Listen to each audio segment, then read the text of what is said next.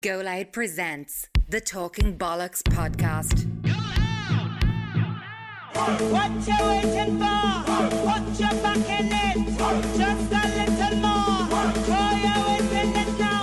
Tell your body okay. Walk it hard and long. When you finish that, The hip knocker. go down, go down, go down.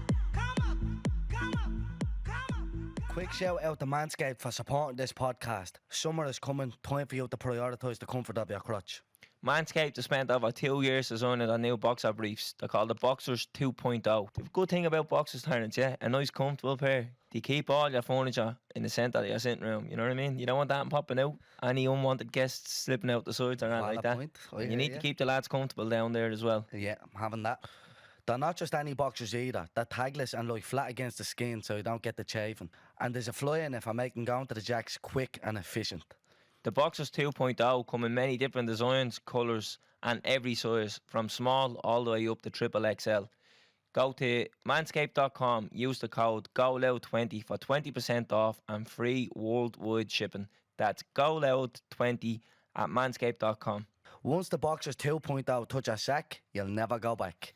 Boom. Episode 81, the Talking Bollocks podcast, brought to you by Go Loud, the home of Irish podcasts. It's me, COB. It's me, Terry Flower. And today we're joined by...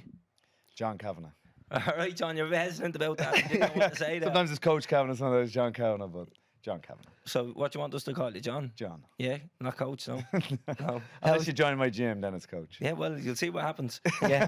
How's things, John? Very good, thank you. Very Yeah, good. busy lately? Always. But certainly since the last couple of months, it seems the MMA world has really picked up again. You know, obviously everything was closed for a year or so. Yeah. And now it seems all the promotions are trying to catch up on what they've missed. So it's almost every weekend I'm negotiating with Orla, then I'm away again for another few days. So apologies. But Yeah. it's good. It's obviously good as well. It's good. Yeah. To be back. Yeah, of Good to be course. back working. Yeah. Good to be back. We were just chatting off camera about the weekend's fights. Yes. Unbelievable looking over there. Like. Incredible show in Malta. Centurion FC. Shout out to my friend Gallo. He ran it. And we had a good team there. 6 fighters from SPG. 5 wins. And Danny had a questionable split decision loss, we'll say. But she had a great fight anyway. But the setting, what's called St. Fort Elmo. You know, the last time people were fighting there, I was joking saying they were fighting to the death with swords. This real kind of gladiator feel. Yeah. To it. You're in this fort. You're looking over the ocean. I don't know how your man got permission to run a cage fight. Yeah. Yeah. But he must have some good contacts. But it was Yeah, a spectacular visual. Yeah, I looked at it. It was unbelievable. And then obviously all the boys getting the wins. Kiefer was on the podcast Yeah. before. Ah, brilliant. Yeah. Kiefer obviously got the big win over there. Yeah, he's the Unbelievable. main event, and it was kind of a tricky one. We didn't know much about your man. Good kickboxer, not too sure of his MMA credentials. And even just before the fight, the promoter comes in. I don't know if you saw it, but the guy was wearing very unusual attire. Yeah. It was like one leg full length and the other leg half length. Yeah. Yeah, that's what... And the promoter comes in because that's not normal, it's not usual. He's like, Kiefer, is he allowed to wear these? Kiefer, well, you know, whatever. But just odd things like that. And he was a bit of an odd personality. Not that there's too many normal people in martial arts, but Yeah. he was, even for MMA, he was out there. Yeah. Let's put it that way. And an awkward style about him, an awkward way about him. So Kiefer just approached it sensibly, got the win. And then the guy spent the rest of the night chasing Kiefer around the hotel for a rematch. Fuck off. Yeah, and complaining, I was winning you. And Kiefer's like, well, you're underneath mount. I hit you 22 times unanswered. Yeah, I was just wearing you out, or I don't know. The guy was a bit... He was bet to a pulp, that fella. Apparently that was his tactic. It was... I've seen rope-a-dope against the ring, but I've Yeah. never seen rope-a-dope someone that's lying under someone getting a... Especially getting a few elbows into the forehead, like... Yeah, the referee, you know, of course, was right. He was... Like, it was a good stoppage, like. There's no referee who wouldn't have stopped that. Yeah. That's you know, they say intelligent defense, and like blocking elbows with your face is not intelligent defense. I don't think the great thing about was, did you see, so Kiefer posted the finish, and then he posted he was training during the week, and he's on the bag, and he's practicing the elbow, and it's like the exact execution of that is what got him the finish as well. So it was class. Yeah, unreal. Yeah, I reckon I'd foul Kiefer up myself now, but Yeah, I'd put my money on Terence. what do you reckon, John? As in fold as washing for him? Like, I mean, if you that's asked the him only nicely, problem. maybe you could do it. Yeah, so shout out Kiefer, and now you're going to be listening, mate. Me and you have a friend, John will shout out there, yeah? Right, John, we do a thing called zingers. Matt the man trying to explain to John what zingers are. Off camera, he was a bit wordy and a bit Moving on iffy. quickly, calling out keep across before the scrap. I haven't called anyone out in a while. I called Mick Conlon out, did I? That was the last one. every fight we ever had on the podcast used to call them out with a straightener. Oh, Yeah. Like, I want to knock off you, and I was like, someone's actually going to take you up on that. You want to be able. Yeah, Calvin was like, one day someone's going to jump up. You're and like they're a gonna dog put their chasing hands a up. car, you know. What happens if the car stops? Yeah, Yeah. fuck it. Right. So I was trying to explain the zingers to John. Here's one day, one of the ones from last week, yeah? Now, this is a handy enough Brace one for you, myself. yeah? For a birthday, yeah? For your birthday, yeah? Right. Would you rather a gift or money? I'd say gift. Now, I'm talking back when you had no money. I'll still say gift. Would you, yeah? The sentimental value. Yeah, I'd just be curious what someone's going to get me. Yeah, what of a shite, John? Exchange it or re-gift it.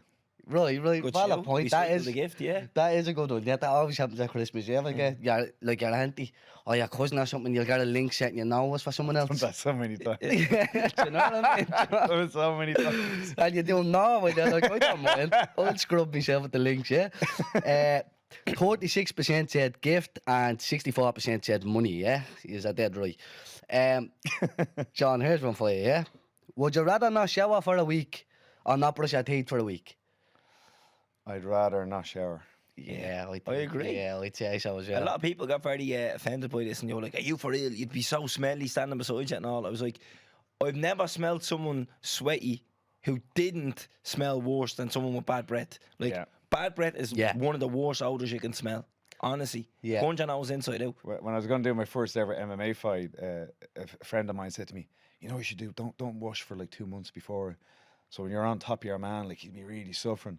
I said, "Is that how you want to win a fight?" Yeah. Yeah, man, just tap out and stinking like you know. So, Come here, it's not the worst tactic I've ever heard, I tell you that much.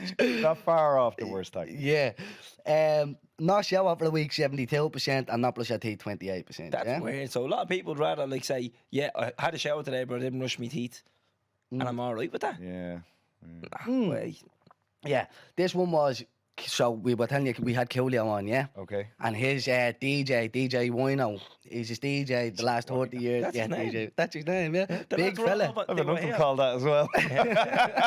Probably not the same reason. The lads were all here with us, and then they went over to the forge straight after it. Did they? Yeah, up singing gangster. I did Paradise. see the video of Yeah. them in the forge, but I didn't know they'd been here. Yeah, they were in here, Fair yeah. play, fair But play. DJ Wino, anyway, shout out to Go him. on. This was a bit of a mad one. Would you rather die broke or die rich?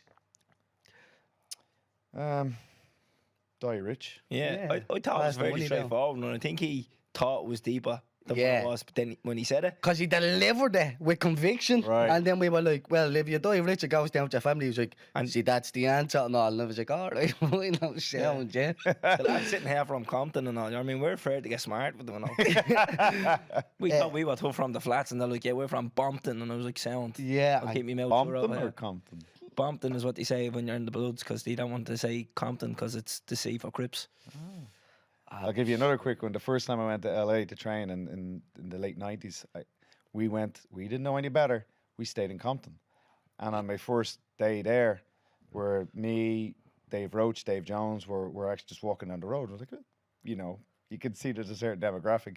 And a police car pulled up, and it was a white cop and a black cop. And they come over to us and they said, what are you doing here? And he said, oh, we're staying here. But there was a very well-known jiu-jitsu club nearby.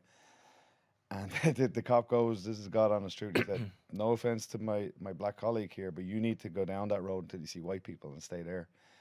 Didn't know why, but we followed his direction. And then years later, I hear like in rap songs, like talking about Compton. Yeah. I was like, oh, I remember we used to stay there. Like, Joining your own death wish there, you know. they're all, like super friendly to us. You probably thought we were lunatics, like some three pasty white Irish guys staying in the middle of Compton.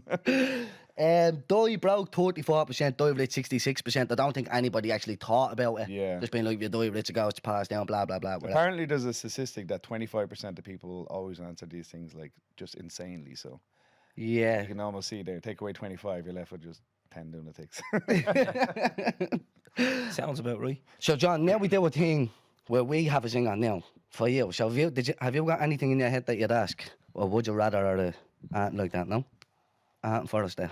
You go first, and then depending on the level, I don't know what. Yeah. Right, well, do you know what? We actually have some decent ones. Yes, so we were up in Mountjoy, yeah. We were up in the Joy. The governor of Mountjoy was on the podcast and he invited us up to the old park room with the prisoners and sit down and have a chat with them after, and they all listened to the podcast. Yeah, so give a shout out to all the boys in the progression unit. When we and Terence were up there, we actually told them that you were coming on, John. So we gave them a little exclusive. So, boys, we were in the 90s. We told us John was coming on, and they said, "Can we ask you, would you be interested in going up and doing a few Talk about jiu-jitsu putting them on classes the up there?" blading spot, what? On the spot. I honestly would love to. Yeah, so Yeah. Eddie, So I if know it's a you're way of gonna be listening. organising it, I'd love. Sort that out, Eddie. But yeah, shout out to the boys. They were unbelievable, honestly. Yeah. I don't even know what to say because when we done the park run, see when we went up, we had Eddie on the podcast. He was like, "Oh, come on up, the lads would love you up there," and we were like, "Yeah, we'll go up." And he's like, "You'll probably know a few," and I was like, "I'm sure we will," but we knew a lot. Yeah. An awful I think lot. Eddie was a bit surprised. He was sort of walking beside the short going, "How the fuck do you know this cunt?" and wherever and wherever. But Yeah. like they're just lads from the area who got caught up down wherever and now Yeah. they're in there. But And it's crazy because like you're up there with people like the first fella I bumped into was someone I grew up with, like a childhood friend, and I was mad. I'm talking to him in there, Yeah. and then other lads who I would have known growing up, and I would have known their brothers, and they would be the older generation. And then there's people in there who's doing life who I wouldn't have seen since I was a child, basically. And then you're talking to the lads in the progression unit at least, and just when you hear that mindset, and they're like, do you know what? Like we're not the same fellas that walk through them gates. Yeah. Do you know what I mean? We don't want to be criminals. What done with that? Like my mindset has changed. I understand now why I did the stuff I did and the way I acted, And they're going through counselling. They're doing meditation. They're doing all these therapies and exercises to really help express their feelings and understand their emotions. And I couldn't believe it. Me and Terence were really took back by it. We're like, oh my God, like whatever program they have up there, it is working because they've completely changed the mindsets of these lads. And then they showed us around. So the lad said to us on the slide, "You're like, Eddie, can you have a tour of the wing?" And we're like, "Eddie, can we have a tour?" And he was like, "Yeah, no problem." But then the lads gave us the tour and they were showing us the cells, and like it was deadly. Like, do you know what I mean? It was real eye opening. It was like a sobering experience, wasn't it, Terence? Just being like, this is madness. And I know Terence shared a picture of us in the cell, and people were commenting about like that cell doesn't look too bad. Blah, yeah, blah, blah. but somebody texted me saying that looks cushy, and it was actually funny that they were like, "You'd pay $2,500 a month on that after that or whatever," and I was like, "It doesn't give a bollocks. It could have marble floors, chandeliers, you can have this, that, and the other in it. You're still stuck in a bleeding cell. Like you we got can't to go walk to the out. shop." We got to walk out. you know what Yeah, I mean? like The it's last 6 simple little things. Like imagine, when something gets took away from you, you go, "I wish I could fucking do that." They can't just go for a walk or a run, or they can't they can't hug their kids or fucking I do remember during whatever. COVID, I had a friend that was there as well, and there was like periods of 7-8 weeks where there was no visitors allowed. Actually, no, that's I'm way off. They were in isolation for that length of time. Yeah. It was much longer than that before anybody was allowed to have visitors in, and to be, like you said, in a room half the size of this for whatever it is, 17, 18 hours a day. Yeah. That's rough mentally. Dog rough. Anybody that can get through that and come out the other end a better person and take advantage of our programs are on offer, huge respect to that mindset to be able to do that. 100%. And it was brilliant because they do the park run, so it's a 5k run. It's 7.5 laps around the prison, and like we were like, yeah, we'll go up there, we'll have a bit of crack with them. But some of the boys were taking it very serious, so like we'll do a 5k, light 5k. I think it took us like 24 minutes or something like that. And it was grand. Some of the boys were doing it in 18 minutes, and I was thinking to myself, like, if you can run 5k in 18 minutes, how are you in prison? Like, who the fuck caught him? Like, there's no way there's a copper out there. I was thinking that. I was like, I don't know if it's appropriate joke to make. But the boys know him on it. He was shouting it. He was like, "Who the fuck caught him up the front?" He was gone. I'm nearly sure he lapped us as well at one stage. Yeah. The speed of him. But what else happened then? They brought us from there over to the main prison. And the main prison then, it's much more bigger. You're dealing with a lot more inmates. It's a completely different atmosphere And in there. there's a lot of tension in the air, and you can see it's a lot more segregated, you know what I mean? Because people obviously fight with other people, and I've seen a lot more people in there that we knew as well, and they were coming over and they were saying hello, and then they showed us the cells in there, and the cells in there are completely different as well. So you can tell that, like, I think the people who were in the main prison, they're not quite there mentally with the lads who were in the progression unit, and they need to work on themselves. And I think they'll tell you that themselves as well. Now, I think they're on the right track. I think if you want to change, you will change. But somebody pulled me when we were leaving the progression unit, and they were saying, "Oh, thanks for coming up." And we said like a few nice things to them, and it was like, "It's nice to hear you talk nice to us, but just to let you know, we want to change, but it's actually very hard. There's 3 drug counsellors in Mountjoy, and there's 700 prisoners." Yeah. Wow. And I was like, Jesus Christ, like these lads. But I said to him, I was like, look, if you're willing to change, you're already on the right path. You know what I mean? Like, you can offer people all the help in the world, but if they're not willing to take it, what's the use? These lads have took that right step. And shout out to all the boys up in the Joy. Anyways, like, it's no place you want to be. Yeah. Like that whole saying of it's a holiday camp, I'd never say that again after being up there, you know? Yeah, and I think sometimes you say it lightly, just being like, "Oh, do you have a blade in Xbox or whatever?" But like we said, you're still stuck in a fucking cell or and however. we got to walk out that day. Yeah. You know what I mean? Yeah. I wouldn't say there's anyone up there out of all 700 who didn't want to be in our shoes. Yeah. You know what Yeah, I mean, we yeah. got the group there, we done the room, we had the buzz, but then we got to walk out. When you walk out, yeah. You know? Yeah, 100%. But, we're working on something anyways with ourselves and Eddie. Yeah. So we, Something in the works, yeah. we might be back up there And soon. yeah, we'll try and get John up there as We'll well. do a few BJJ classes up there with John. Sign me up. Wrapping people up. Yeah.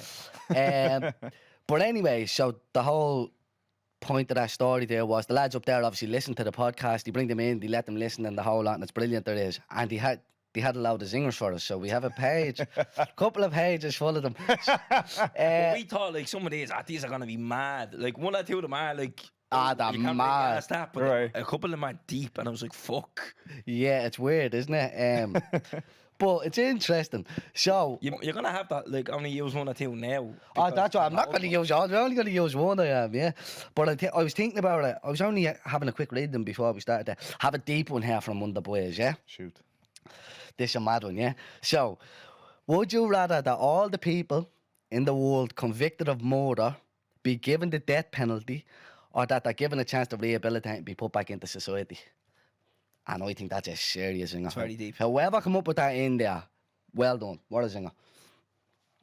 Have a think about that, so John. can you find out what the murder was Hey. over? Like, you know, a murder of passion. John, Is it's it- exactly what I is it said. hitman, like, you It's know, so yeah. is it- John, isn't it? It's not Yeah. that easy. I was thinking like, like someone could be 18 and kill someone in a street fight, and you know, exactly. you fast forward 10 years, then they've obviously hugely regret what they've done, and then you've got someone that's maybe in their 40s, a hitman, killed 25 people, like, It's exactly or what a I said. psychopath, that, you know, serial killer, like. So I suppose you'd have to go into the category. So if you had to pick just one or the other, I'd say I'd like to see them get a chance of rehabilitation, because maybe out of that group, 5% are just absolute psychopaths that Yeah. can't be helped, and then the other 95%, maybe something terrible in their childhood, or maybe something just an absolute freak accident outside a nightclub. You hit somebody, hit the back of their head. You know, like, you don't know what can happen. So Owen is in there. Obviously, he hasn't got a fucking mic to blade and back me up, but that's literally nearly word for word exactly what I said beforehand. Because I asked Owen outside, I was like, "Look at these are some of the things the boys gave us." It's literally word for word. You'd have to break it down Yeah. into how many of them are literally serial Yeah. killers and psychopaths who need to be bladed, But I like think put away forever. that's the But complexity of the singer, isn't it? Because Yeah. if you're saying they have to be put away forever, then everyone convicted of murder has to be put away forever. yeah, but that's the You know, zinger, isn't it? yeah. Yeah. But I do think, maybe I'm naive, but I do think that people are generally good. So I'm going to think there's only a very small percent that are just, like, when I went in to visit a friend of mine there, like, he did point out someone that had been convicted in his 20s. Now he's in his late 60s, so he's done 40 years. Fucking and, hell. And there were heinous crimes, like he had brutally murdered and raped a bunch of young women, and that's, to me, that's just like a broken. Yeah, Yeah. that can't be let Person. back out. You know, Yeah. and he's, even in that 40 years, he's never really spoken to anybody and just into himself. And, you know, I kind of liken it to, like, I'm a big dog person. Like, the dog just continuously chews up people. Like, at some stage, you have to accept it's broke, damaged, yeah. it's broken, there's something really off. Yeah. Whereas I do genuinely believe that 90% of people, that if they were to get a good start in life and have a good family set or some good mentors around them. I'm obviously involved in combat sports. I think combat sports has done incredible things for let's say disadvantaged people or disadvantaged areas, to give an outlet to maybe a little bit of aggression, testosterone, competitiveness, channel into a good area. So I'd like to believe that it's worth the risk of trying rehabilitation, because I think nine out of 10 will take advantage of that. And yeah, okay, we're going to have an issue with that 5 to 10%, but you can't, at the expense of 90% of people, just extinguish people and not give them a chance. Yeah, it's a great singer though. It is a great singer. It's a good one. I know we're still on singers, John, but I want to ask you something there because you were touching on the benefits of combat sports for people from disadvantaged areas and stuff like that. And there's something that always comes up on Blade, Twitter and social media, and it's that Good Morning Britain, and they're always talking about the cons, like the bad things about combat sports and Simon boxing. Jordan and Talksport is always saying it. Boxing should be banned and fighting should be banned and promotes violence and all this stuff. What's your take on that, John? Well, like, where's the regular headlines of like MMA guy destroys guy at the weekend? You just don't read about it. And the papers and the media would love to hear those stories. And yet it's one of the most rare things. But like you said, there is a certain inclination, I think, I don't know what it is about our psychology, that we're drawn towards something being negative. I don't know if you ever do this, but I'm sometimes guilty of it, that I'll flick through 20 good comments about something I did, and then I'll find one that's negative, and that gets my focus and attention, and I have to pull myself back and say, wait, why are you doing that? Like, you just had 20 people say something nice. Yeah. So I do think there is something about our mindset. And I remember I came across an article for something, and it said, what was it? It was saying, like, no news is bad news. And I was like, well, actually, that's not true. Pretty much all news is bad news. Yeah. That's all that is promoted. And with combat sports, it's probably an easy target for certain people to go off. They look at the top pinnacle of 1% of professional fighting, and they see a bloody picture of someone, and that's what they love to look at. But, I get to spend a lot of time with the likes of Phil Sutcliffe, who's run Crumlin Amateur Boxing Gym for forever.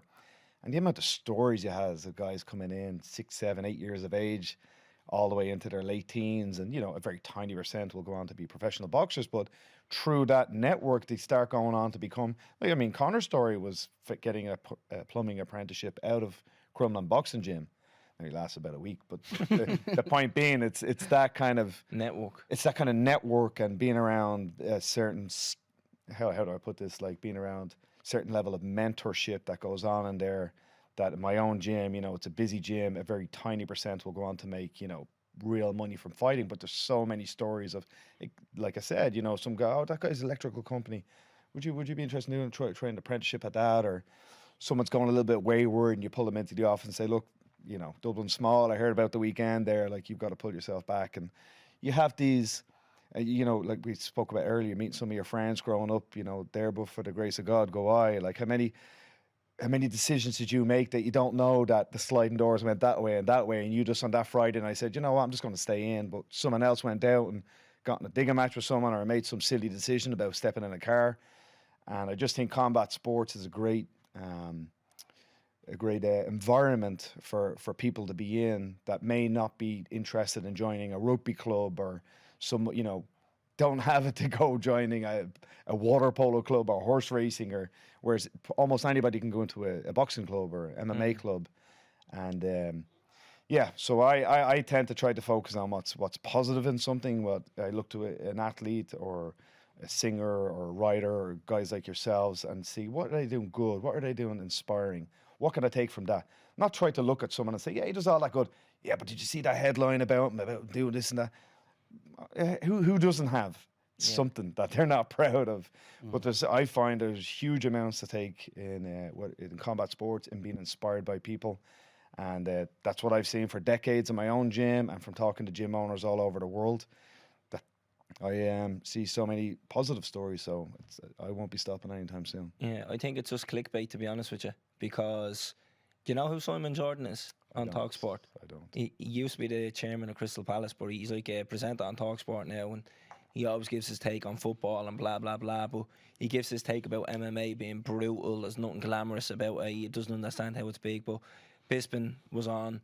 But Bisping didn't attack him. He just very articulately just gave him the points of this is the benefits of it. This, and this. And then Aspinall was on, and he gave the same thing. Eddie Hearn was on it as well about boxing. And they just, but it's weird because they get attacked and they don't retaliate with it. Yeah. They don't go into self-defense mode. They just stay cool and they stay calm, and they be like, well, look, this.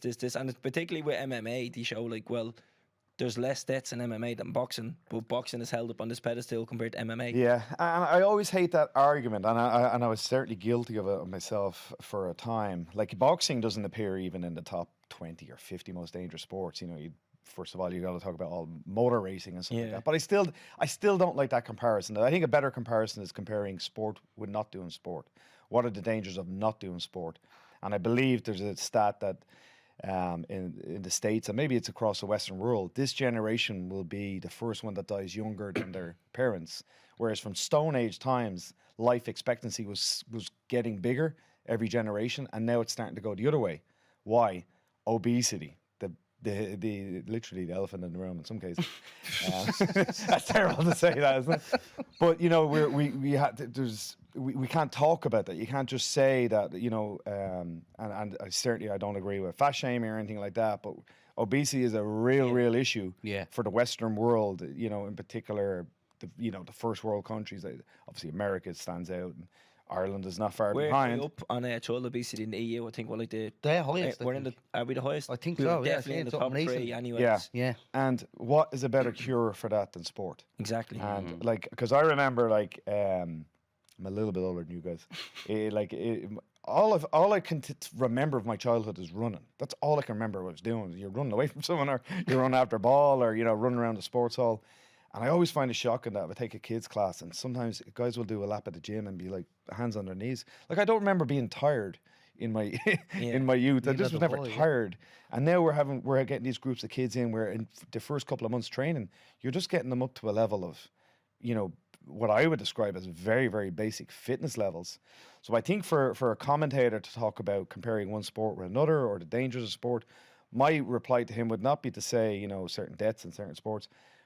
Let's compare sport with no sport. And we're really seeing the problems with that. And then, of course, what did he do? It'd be obesity and diabetes and cholesterol and all these things is start the medication process. And now you're gone down, now we could go down conspiracy theories here and all that. But my point being, I don't think there's a better cure for, obviously, physical ailments. Keep body fat down, just to a reasonable level, not talking crazy levels. And keep the head in a good place. Get out there.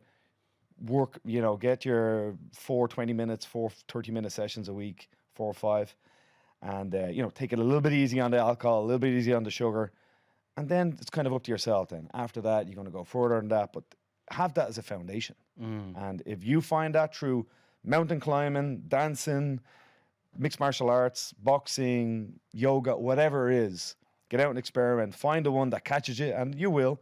Do enough sports, and one will catch you, and then you've a lifelong system in place. Not just, I want to lose X amount of kilos in the next 6 months. That's bullshit. You want something that you enjoy doing every day for the rest of your life. Yeah. Brilliant. That's the end of my speech. Great answer. Good answer, that one is. Yeah, right, yeah. We were still on singles there. Quick. Oh, sorry. The singles. Go on. Bang the next. Did you think of anything in the meantime? My girlfriend does these, and they're so extreme, like that. Like she just comes out with the weirdest shit that your zingers have been so nice. Like if I had 3 eyes, would you still be with me and all? You're like, no, I wouldn't. You mad thing, you'd be gone. Hers are just much worse than that. I don't know. I'll tell you off camera. She's something wrong with her. We have to ask disturbing everyone, ones. right? Do you piss in the shower? I have them. You have? That's all right. Well, there you go. That's good, yeah. Well, usually we contradict people because they're always like, oh, no, and be like, you do. Everybody pisses in the shower. Only 2 people denied it. Roddy Doyle. I think that was it. I think Roddy Doyle was the only one who Yeah, said Roddy no. Doyle on. He was like, no, I don't piss in the shower. And we're like, all right. Spellfor. Good for athlete's foot, so that's my reason. Is it? Yeah. Someone told us that, like, it hardens the skin on your feet. Yeah, and most of my life is barefoot in a gym, surrounded by various forms of bacteria and whatnot. So Yeah, now we don't actually piss on our feet. Like, we piss and aim for the drain. Or You do can the what you fountain, want. Do the fountain, yeah. Aiming it around the Like on the shower. podium in Formula 1. Like Lewis Hamilton up there. But, yeah, the reason why we had a load of singers anyway, Sean, is because this is the longest we've actually spent between 2 podcasts since we started in November 2020. It's been 15 days. Like, I've had COVID twice. We've had Not mishaps. recently. say in the last day, or No, over the course of the whole podcast life. But even when I had COVID and other things have happened and gone wrong, we still never spent more than like probably a week and a half Maybe 12 days, 10 days, recording yeah. between 2 episodes. It was 15 days, and like we were saying, we were going off the head. We were like, feels like we haven't done a podcast in forever. Yeah. So And then we're coming back to fucking this one, John Kavanagh. yeah. But like we what we done was we fucking recorded a few and held them and then spaced them out. But then there was a load of stuff in the middle. We were at the Justice Media Awards. We were up in Mountjoy. We've been flat out busy. Shout out to Dublin Food Company as well. So we had like a meal prep with them lads. Brilliant. So we have meals on the go. But it's not just low calorie meals. There's like ready meals, proper meals. Yeah, the whole so lot. if you're into comfort eating, John's at the beginning criticising obesity. You're talking about comfort eating now. There you go. No, balance, all balance. I'm yeah, not that's talking about it. sitting around, starving. Yeah, but I think we have to spend a half an hour now just going off on tangents and shit. Okay. So Yeah, I think we're better off jumping into yourself, John. You're the guest, so what we do with every guest, just take us right back to the start. Where you're from, what was life like growing up, and Oh, jeez. then into your I was career. like, do you remember Cilla Black in Blind Day? What's your name? Where'd you come from? John, I know you remember that one. You were older than us. I do indeed remember that one. Yeah. Well, look, born in Rathfarnham. Sorry to hear. Yeah, nothing really standoutish about my upbringing. Nothing glamorous. Nothing too glamorous. I have an older sister, and then a much younger and better looking, more famous brother. Fucking hell. So you're But he didn't come along till I was 12 or 13 when he came along. So we didn't have much of a relationship, whereas my sister Anne was just 2 years older than me, so we were very tight. Yeah. Yeah. Very close. Yeah, I guess nothing of real significance until I'm 18, and then I finished school. I took a year off before. I didn't know what I wanted to do at 18. Tried out for the Guards, failed. Tried for the Fire Brigade, failed. And I was working in a garden centre and was doing a bit of nixering at the weekends. I would put up fencing and stuff like that. And then I had a bad incident where I got badly beat up in Rathmines. And I'd sort of had an interest in martial arts, but nothing too serious. And after that one, I literally spent a couple of months in my bedroom. I was just depressed and didn't want to leave my house. What, afraid to go out after Afraid to getting go out, trouble? embarrassed, recluse kind of thing. Made me very reclusive, very nervous, and ashamed. Yeah. Very embarrassed. Getting beaten up in front of your girlfriend is not exactly life reaffirming stuff. And start researching and try different forms of self defense, martial arts, blah blah blah. And then I came across UFC 1. And I was like, that's it. That's what I want to learn. Because then there was no weight classes, so there was this skinny Brazilian, Hoyce, who I'm with at the weekend, which is always shocking to me. He's over on Saturday. We're doing a thing in the square at 2 o'clock. If anybody wants to come along, promoting Bellator show. We'll be there as well. We'll pop out. Brilliant, brilliant. Yeah. Was watching Hoyce. He was this very understated, small Brazilian guy. And he's beating up not beating them up. You could see he was using technique. There was not just aggression. It was strategic. It was, and I was really attracted to that. I was like, man, I can do that. I can learn that. And then my ma enrolled me in college. It's signed me up for engineering. I didn't even really know what that was. And so I was 19. I started in Bolton Street Engineering, and I started training Brazilian Jiu-Jitsu. I mixed martial arts. Now, there was no club, so it was just me and a group of guys fighting every weekend, basically. And over that 5-year period, it took me 5 years to get my degree. Over that 5-year period, I got pretty decent and started traveling, doing some fights in the UK and traveling around Europe and going to the States, training with the Machados in LA. So when I graduated, I said to the folks, right, there's the degree there. You can show it off to the relatives. I'm going to start a gym. So I started my first place in about the size of this studio. So you went and done your degree in engineering. Yep. And then was just like, there you are. That was just to Adios. keep your man that happy. I wanted to drop out after the second year because I knew I was going to do this forever. I was just obsessive. Very, very quickly I became obsessed with it. I was training just all day, every day. I'd do it before I went to college. In college, all I could do was think about it.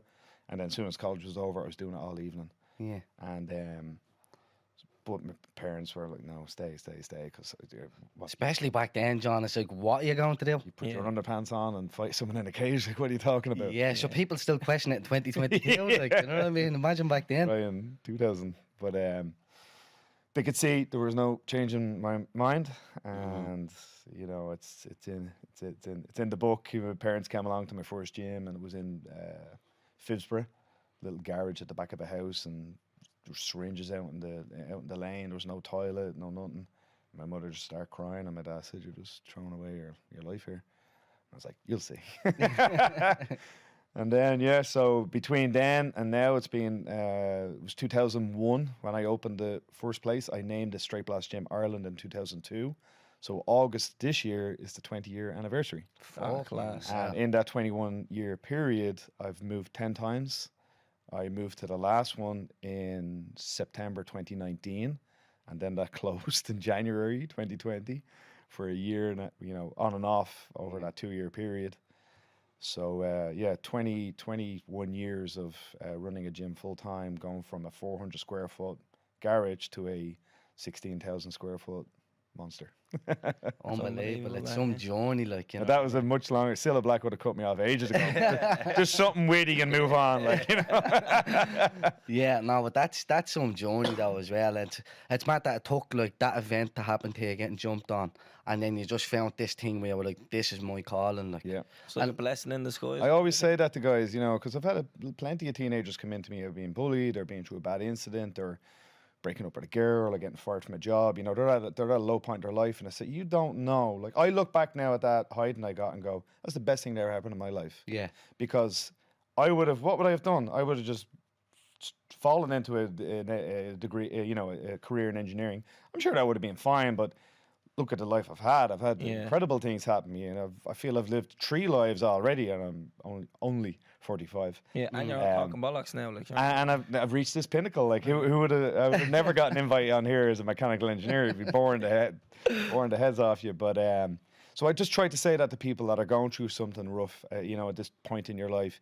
You don't know what path it's going to nudge you onto, and that terrible incident, I nearly lost my life. You know, I was in a bad way.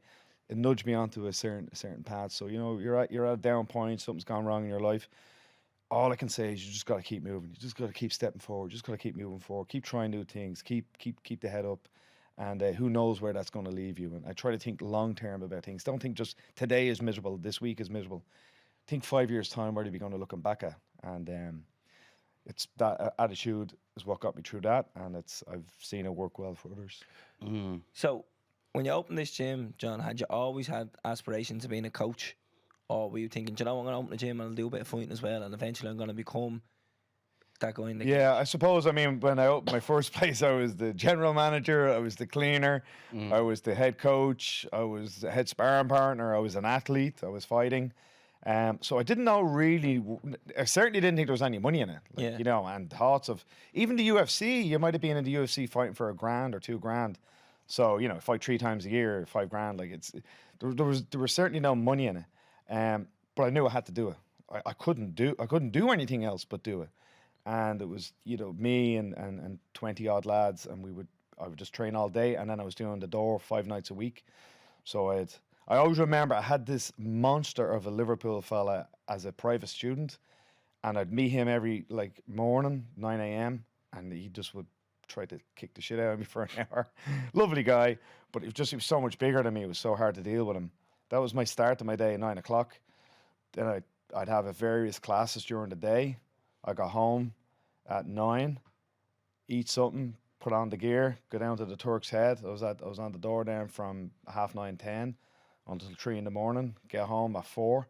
Alarm goes off at 8. Come up and meet the Liverpool guy at 9. And I did that for that was it for the first couple of years, you know. Proper graft. That is graft. Like, commitment to the game, yeah. Yeah. I mean, that was just how it was, you know. Yeah. You tried, but you had a few MMA fights. Yeah, so if you think about it, I was doing that and I was training for fights. So I'd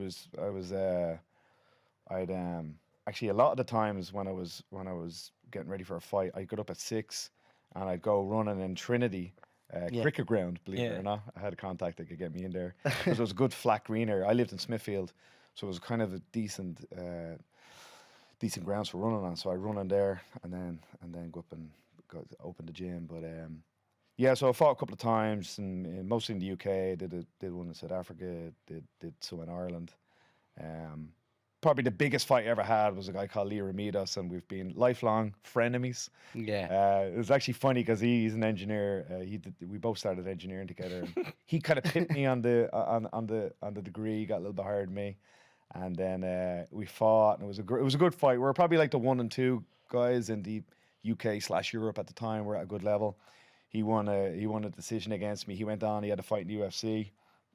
And he said he has a good gym now, and he's a good engineering degree. So shout out to Lee Ramirez there in case he comes across this. We still get on well because when we were there, we're in our mid-20s, like we were proper, like, you know, not hate and like that, but proper competitive. Yeah. So I'd had a fight 2 weeks before that one. It was a good fight in Plymouth in England. One of the first cage fights. Did you say 2 weeks before that? Yeah, I know, a bit unusual. Yeah. I fought a couple of weeks before that, and he came along to it with his girlfriend, and I knew he was coming, so I fought a fella, and I got a T-shirt made with Lee's Next on it. It was a bit of a cocky shit. So I beat this guy pretty quick, and then I had Lee's Next on it, and I turned to him and his girlfriend and pointed at it, and she come at me. She was trying to swing at me as I was walking out of the cage. Fun, like, you know. Kicked off, yeah. He's just kind of laughing, and yeah. So then we fought 2 weeks later, and he beat me on it. So there you go. Yeah. It's a mad old, like, see, you were saying there was no money even in the UFC back then. So what?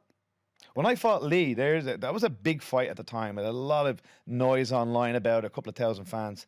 And I always remember, like, not only did I not get paid for it, but the promoter was selling mouthpieces at it. And I forgot mine. So I'm 2 or 3 fights out from my fight, main event, shorts on, sweating, ready to go. And I was like, fuck, I'm going to forget my mouthpiece. Don't worry about it. Come on. Brings me over to the little shop that was at it. Is it £2? So you had to actually pay for your own £2. I shield. was like, me? Where do you think my wallet is? I'm wearing a pair of Speedos here. I'm about to have a scrap of someone. Don't worry, I'll get it off you after. So, like, yes, no money involved. No money involved. So what made you stick at it then? Like, just the love of it, like, yeah. Loved it. Yeah, Oh, but absolutely I mean, even like sort of handing the degree back and going, I'm gonna stick at this and I'm gonna make a life out of this. Like, Yeah. how could you even see the bigger picture if there was Where- no yeah, bigger where was picture? the money going to come from? Yeah. I honestly didn't know because there was no, like, full-time martial arts clubs in Ireland at the time. So there was no one that kind of looked to say, oh, I guess I can make a career teaching martial arts. Yeah. Because everybody was, you know, doing karate twice a week in a sports hall. Yeah. Like, there's no full-time facilities. And I always remember, like, I came back from the States. I was like, oh, you know, dude, look, it works over there. Man. I was like, yeah. It only works in California because it's warm. And that's what people want to do there. And I was like, oh, she might have a point. But again, I have to say, I didn't do it because I was trying to make a living out of it. I did it because I had to do it. I had to do it. And I didn't know if I was going to be in my 30s and kind of scratching my head going, right, what'll I do? And I was always kind of smart. I always had the ability to make money. Like, when I worked I was working in a garden centre when I was 18, and I started a landscaping company. And so I would, during the week, you'd be selling bits and bobs, and then, you know, you'd get talking to someone and say, yeah, I'm looking to get a fence put up in my garden. I'd say, oh, I could do that for you. So I'd do that at the weekends. So I wasn't too worried about money. I felt I could get money. I could do security. I could work at a bar. You know, that wasn't my real concern. I just wanted to do something that was that I had to do, and I had to do mixed martial arts. Yeah, I just think it's great that you could even still see a bigger picture in martial arts back then, because, like, especially in Ireland, like, there was nothing. Yeah. Like, no one knew what martial arts was. Like, I remember even years ago, Ryan Curtis, he was from Summerhill down that way, and, like, I remember he was doing the MMA, and I remember up in the flats and we were like, he's doing that blatant karate shite, that blatant. Well, we didn't even know it was called MMA. We used to say, oh, he's doing that UFC stuff. You know what I mean? That's how rare it was back then. You know what I mean? What would you much prefer coaching than fighting? Yeah, it's certainly in my nature to teach. I love teaching. I get such a reward from, like, you got 20 people in front of you, and they're trying to solve a physical problem. And, you know, if I had you 2 guys in a position and you're just stuck and there's nothing you can do about it, and I'd say, come on, try, and you really put your effort in, and there's nothing, you are stuck. And then I show you step 1, step 2, step 3, and you get out. You're just looking at me going, what the fuck? That was magic. Yeah. And you just get those moments of people just going. Yeah. And then that's great. That's a physical problem. And then how often, thousands of times, guys train for a couple of months, come into my office and say, oh, this has to save my life. Oh, I feel I'm down a little bit of weight now. My confidence has grown. I'm in a group of people that I just didn't think I was. MMA tends to attract a certain, like they tend to be a bit like misfits. They didn't quite fit in other areas. I know that was me in school. I was a bit kind of nerdy, and I wasn't going to be on the rugby team or the football team, or I was sort of on my own. And now I'm surrounded by a bunch of them. Like, this is a community that I didn't really know existed. And maybe they come into this because, like I said, they were looking for something to change their life around, something to try new. And like I say now, after 20 odd years of learning self-defense and martial arts because of the incident, I've never had to use it again. Yeah. So was that a waste of time? Of course not. Because what did it give me? It gave me confidence. It gave me my self-worth back. It gave me my self-value back. And of course, that ability, that confidence I've been able to apply to other things in my life. The courage to try and open a gym. Let's see, can this work? The courage to even like this. I'm not very comfortable talking to people. I'm a bit introverted, but I push myself to do things like this because it's good. It helps push out your gym membership and yada yada. So I wouldn't have had that confidence and the courage to try things like that if not for mixed martial arts. Yeah. And to be able to give that on to more people is amazingly rewarding. Do you not think, John, he said in the last 20 years, I think it'll be in the last, say, 10 years, mixed martial arts blown up over here. And you probably would have seen a massive influx. I say you would have seen more people in the last 10 years than you had in the last Absolutely. 11 before put together. How did you deal, especially in Dublin and in Ireland as well? You would have had to have an influx of people coming in with like chips on their shoulder and personas, like the hard man kind of thing, points to prove. How would you deal with that? That's I 100% see where you're coming from, but it's a very, very rare occurrence. And I guess if you think about it, like we'll talk pretty raw here, I suppose. Like some fella that's just a bully and a street fight, that's all he's interested in. Like, you just get a brick, go up behind someone, hit him in the head. Like that, there's no technique or skill involved. The people that want to come in and go one-on-one with another guy, similar weight, similar age, similar ability, there's a massive amount of courage involved in that and bravery involved in that. And those people just don't tend to be the type of just a hard man that just, smacks people when they're not looking or something like that. So it thankfully is an amazingly rare incident, but the sport itself tends to weed them out pretty fast because you get a guy coming in. Now I have a very beginner friendly program and you would encourage them to do that. On the very rare occasion, someone's like, no, that's not for me. I'm going to be in with the best guys right away. And you go, okay. They try a class and there's some girl, 10 kilos lighter than them, strangle them within a minute.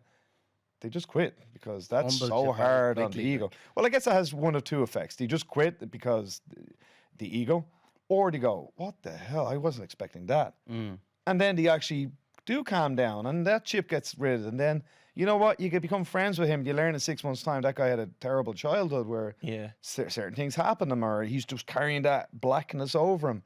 And he come in and he was able to get over that. And you start seeing the smile come out and, a bit more of a friendly nature and they can let go of the past, let go of that past trauma. I just think past trauma, we're going back to those stats we talked about earlier. I think it accounts for about 95% of people's issues that they have in their 20s, 30s, 40s, 50s, 60s. 100%.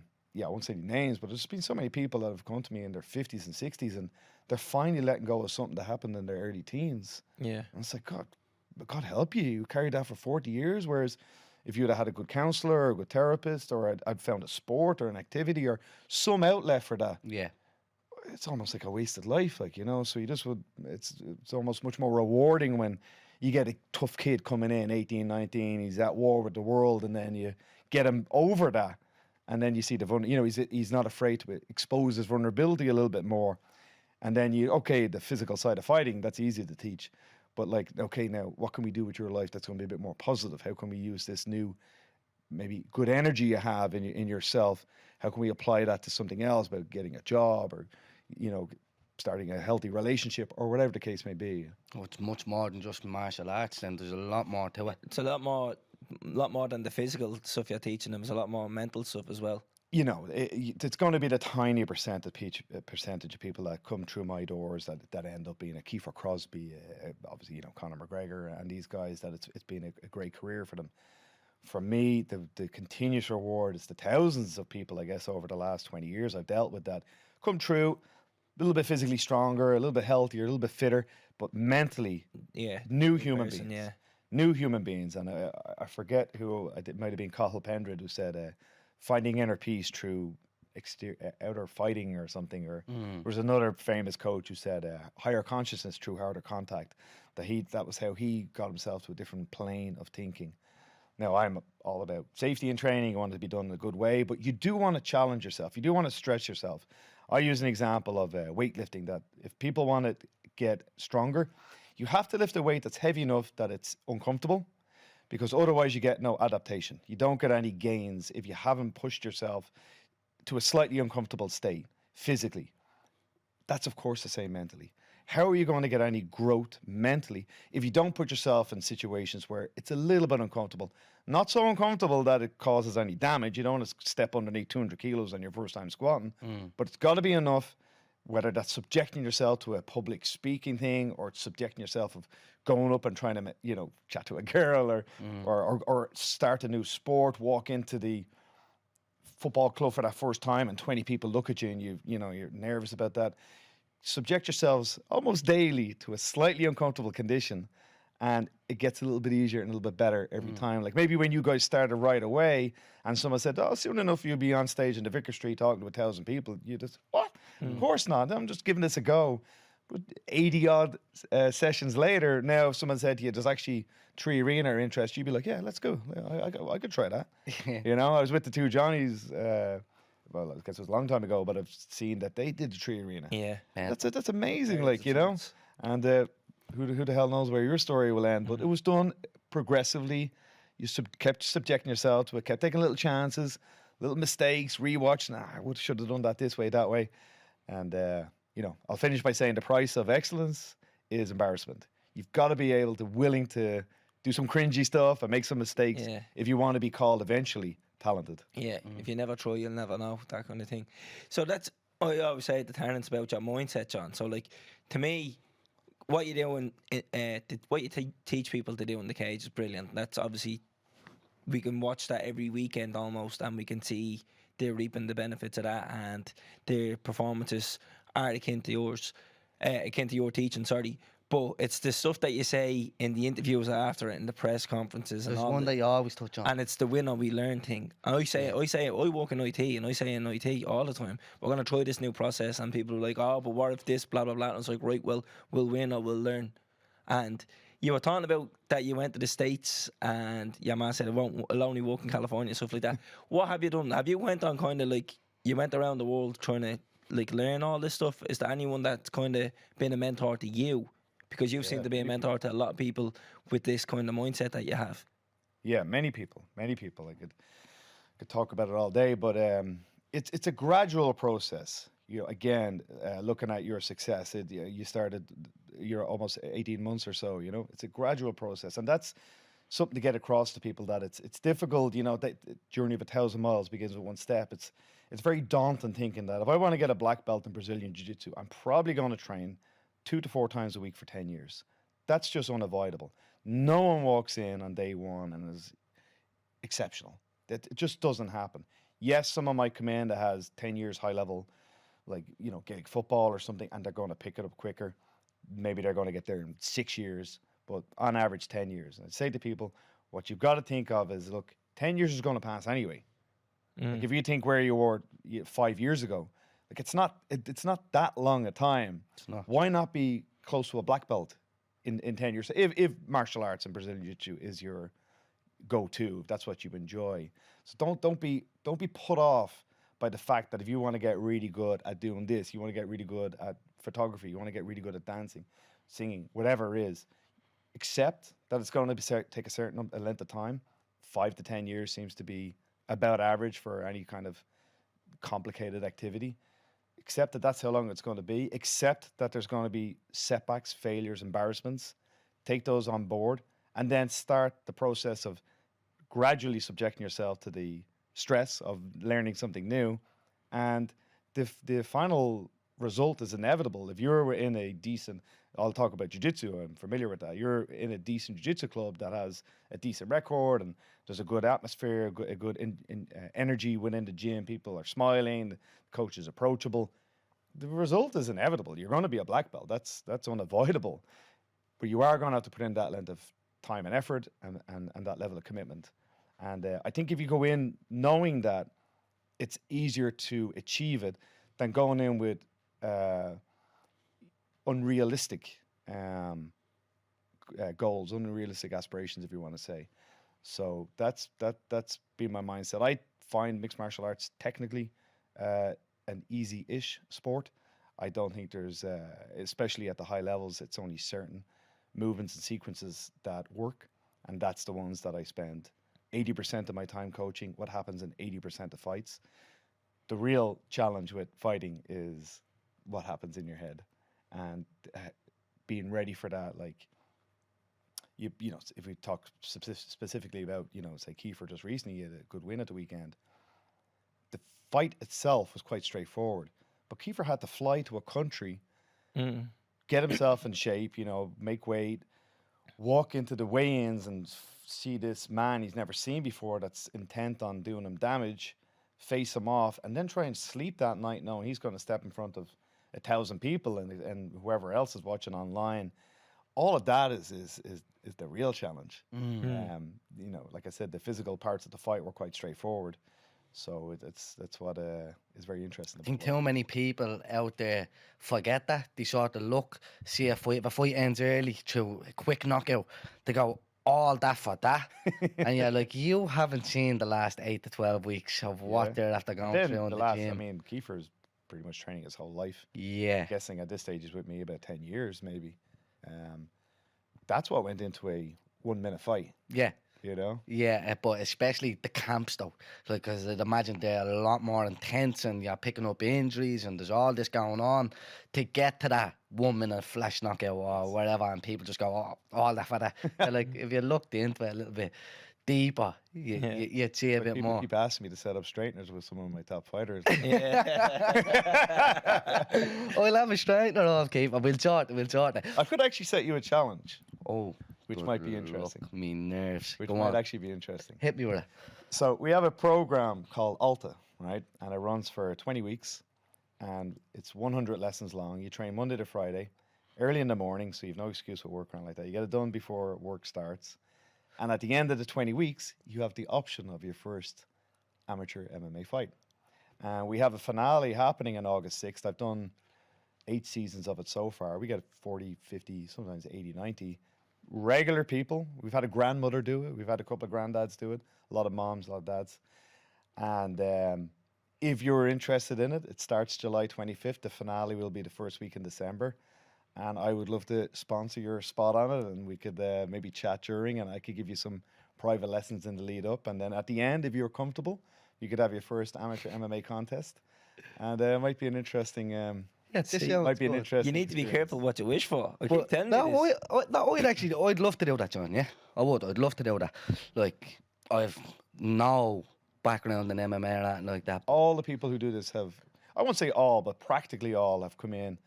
They're 35, they've been sitting in an office for the last 10 years, and they just want to try something new. So we take you from, we really assume on day one that everybody knows nothing. So kind of the first part of the training camp is just getting people moving again. Because I might ask you to like bear crawl over there and back, and you'd be like, oh, that feels weird. So the first part of the camp is just getting you moving again, getting you mobile, moving like an MMA fighter. Then the middle part is the kind of technical side. So learn some of the striking aspects, the grappling. And then the final part is where we up the intensity a little bit and get you used to the feeling of fighting. And then I'll do regular visits with you and talk about the mindset of training, how to deal with anxiety. The people do the contest on the night, half win, half lose. But what I try to get across is that what this is teaching you how to do is, first of all, how to apply yourself to something. It's 5 months long. It's certainly not easy. You're up at 5 a.m. for 5 months of your life. And then how to deal with the anxiety of knowing some kind of test is coming up. And yous have had to do that plenty of times. I'm sure walking out the Vicar Street, you must have had some of those fight nerves, fight or flight syndrome. Legit, John. Do you know what happened? We were coming out of the dressing room, and one of the producers was with us, and he shouts out to someone, was like, we're making the walk. And I was like, this is legit. Yeah. Going out for a fight. We're making the walk. Are you joking me? Like, what the fuck brilliant. is this? Sweet Caroline and all is playing. Like, do you know what I mean? Yeah. What an experience. What an experience. Now, think of that, but you've just had your hands wrapped and you walk out to 1,000 people screaming. And it's... and that's what, again, I love the Train Alta program because, again, so many times, yes, on the fight, maybe there's 20 fights, That's 40 people. So you have 20 people that win, 20 people that lose. But on the Monday, all the messages we get from people that whether they won or lost, it was like, what an incredible experience. And now, you know what, walking into the boss and asking for a raise, or approaching that girl and asking her out, or a girl getting out of a negative relationship, whatever the case may be, they say, it's easy. Yeah. It's easy. I stood in the cage. You took off a challenge like that, so now any other challenges seem minor, because you're like, I'm never going to be as scared as I was making that walk. So, yeah, I get you. But I will take you up on that, John. Yeah, I will do that. But how many people can you take on? So, how many people can you train? I think when our that biggest comes up? season was close to 100 people. Fucking hell. So, but we tend to cap it now at about 40 or 50. Yeah, You have a yeah. friend who wants to... Well, I'll just put it out there for anybody else who does want to do it as well, you know what I mean? Just to get the well, numbers it's up on that. trainalta.com, the website, or you'll see it on my Instagram. And like I said, we've a couple of seasons starting. So there's one in my gym, HQ in Inchicore. We've got SPG in Nace. I think there's one in Drogheda, Roddy in Charlestown. So we have a few starting around Ireland at the same time. So wherever you are, you could check it out if you're at all interested. July 25th. So what are we now? 3 weeks away. So Yeah. it's starting Fifth soon today. enough. And I can't overemphasize. I can't emphasize enough that this is for no matter what shape you're in. In fact, I get the biggest buzz the more out of shape someone is in, because you see such a dramatic change over the course of 20 weeks. And people at the start, so many people pull me aside and say, look, I'll do it. I'm interested in it. I'm just not interested in competing at the end. I say, that's fine. That's fine, because that feels like such a jump. And as I start talking to them over the course of 20 weeks, first of all, pulling them out in front of a crowd and saying, now demonstrate the technique I just did there on your friend. That seems daunting. You've got 40 people staring at you and you're trying to do a move and you're a bit awkward and you can't really do it. 2 weeks' time, do it again. And it's a bit easier. That's not too bad. Fast forward 18, 19 weeks, they're pulling me aside and saying, I'll have a go. I'll give it a shot, you know. The confidence just starts. Confidence. And look, you're matched up with somebody that you've been training alongside to some level. With about 6 weeks to go, we separate you. So like if you two guys are matched up, you be team blue, you're team red. So half the team goes that side, half the team goes that side for the last 6 weeks. But yeah, it's a pretty amazing experience. And if at the end you're like, you know what, I did the 20 weeks, I'm just not interested in the fight at the end, that's fine as well. Or some guys do a grappling match, or some guys do like no headshots. You know, they have an office job on Monday, they don't do with a shiner. So there's different levels of competition at the end of it, but the real growth happens over that 20-week period. You're getting up early, there's a discipline with that, you're getting in shape, you're walking into an environment that's a bit scary at the start, uncomfortable.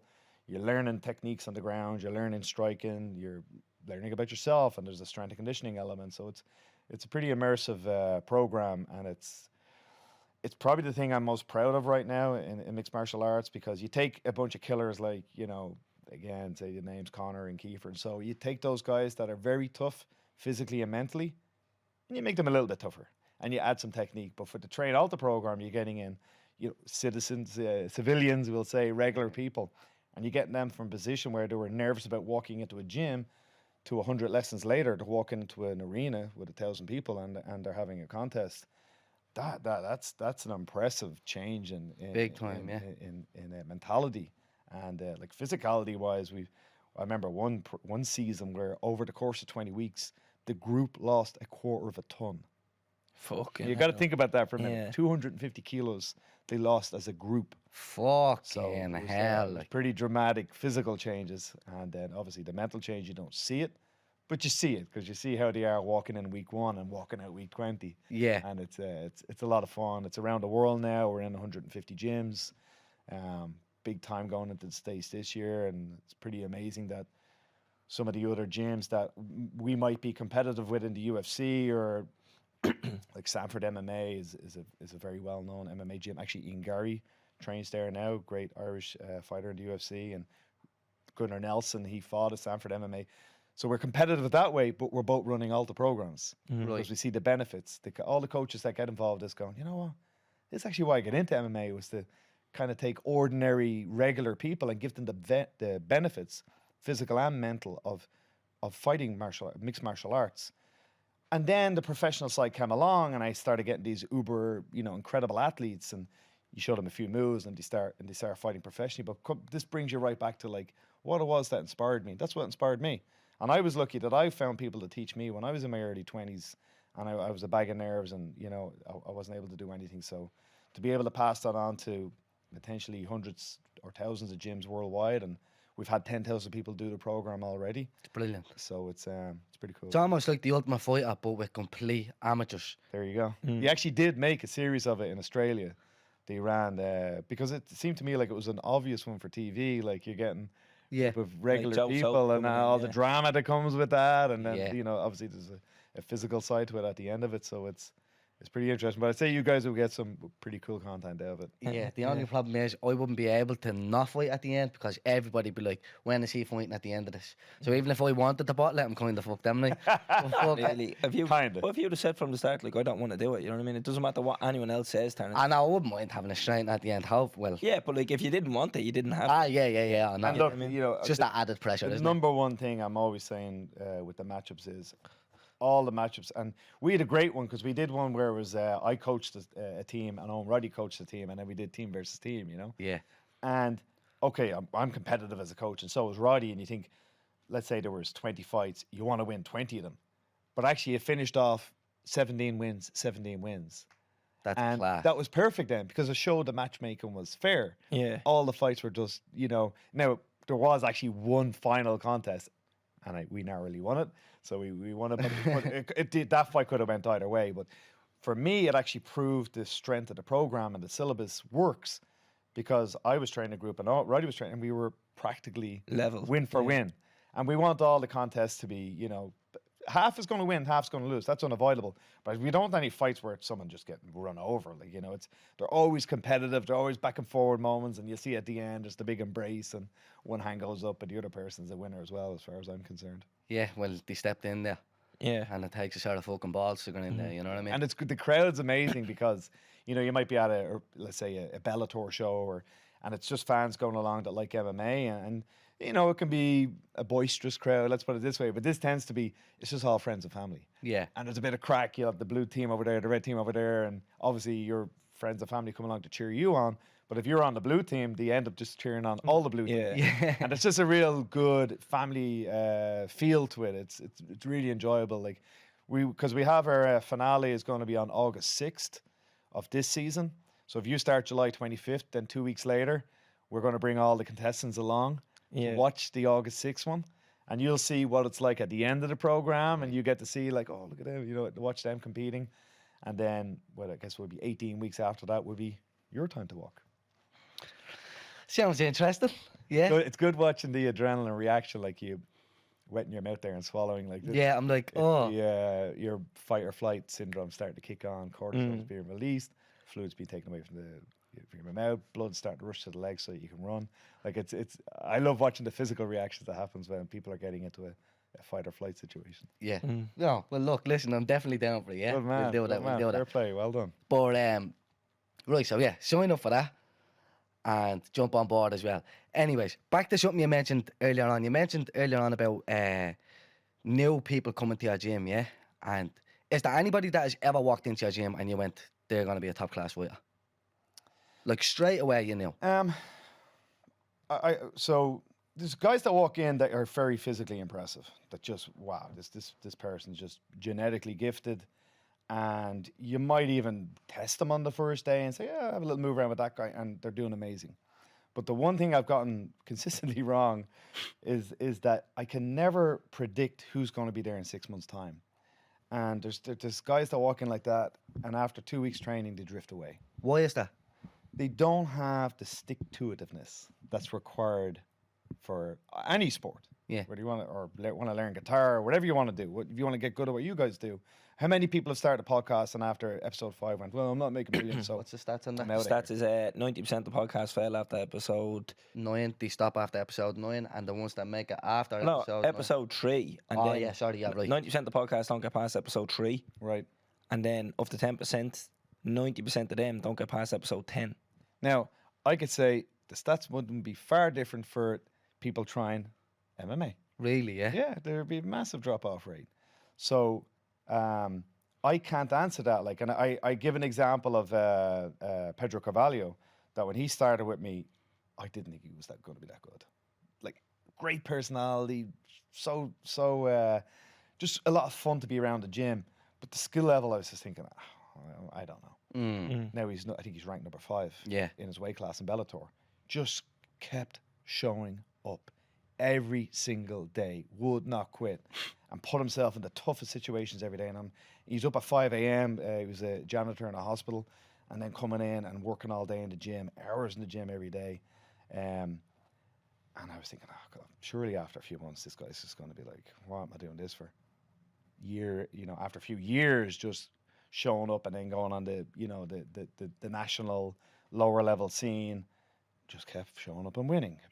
And then he got put in a fight in Bellator London that he was supposed to lose. It was against a guy that was a 10-1, and I think Pedro was 0-1 at the time. Like, he was brought in to lose. I knew what it was. Pedro knew what it was. Yeah. This guy was going to have a spectacular win against Pedro and then be signed. I think it was maybe going to be signed full time with Bellator or maybe the UFC or something like that. Yeah. Batters Pedro for round 1. Round 2 starts getting tired, and then round 2, Pedro goes out and bashes him. And I was like, you motherfucker, just will not stop. So that attitude, I will take all day, every day over someone just being genetically gifted and coming in and With looking like spectacular explosive day one. power and stuff like that. Yeah, because that just comes and goes, and you just don't know. Well, how are they going to be after a month? And how are they, are the shoulder's starting to get sore, or do you have a tough few rounds that their egos a bit beat up, and I'll try somewhere else. So it's always impossible to say until you've got to give me a year. Yeah. And then after a year, I'll be telling you, watch out for this guy, because he might not be there technically, but I can give that. That's easy. The technical side is easy. The ability to keep just showing up day in, day out for a year, that's rare. Yeah. See, you were talking about Pedro Carvalho's fight there. Would you be as nervous, like, would you get nervous for your fighters fighting, and then, like, after a fight like that, like, to get a win like that, like, would you be, like, buzzing, like, as if you were at the win in the fight as well, like? So I never really get nervous if we've trained as if we train to the level that I hoped we would, because then I can live with the result. Right. Like, if you go in and you've done all that you can, I mean, look, poor old Jose Aldo going in and getting knocked out in seconds by Conor, like, that's just one of those Vegas, you roll the dice. But it's, did you do the 12 weeks right? Did you skip any sessions? Did you break up with your girlfriend like 3-4 weeks before, and then you skip the week's training? Were you on the blast a couple of weekends? All of those questions. But if you've done all of that, I always sit in the corner, I get into good posture, I take a deep breath, and I go, we did all we could. And then I'm fine. Then I'm just looking at it purely analytical, and I'll just make decisions as the round goes on.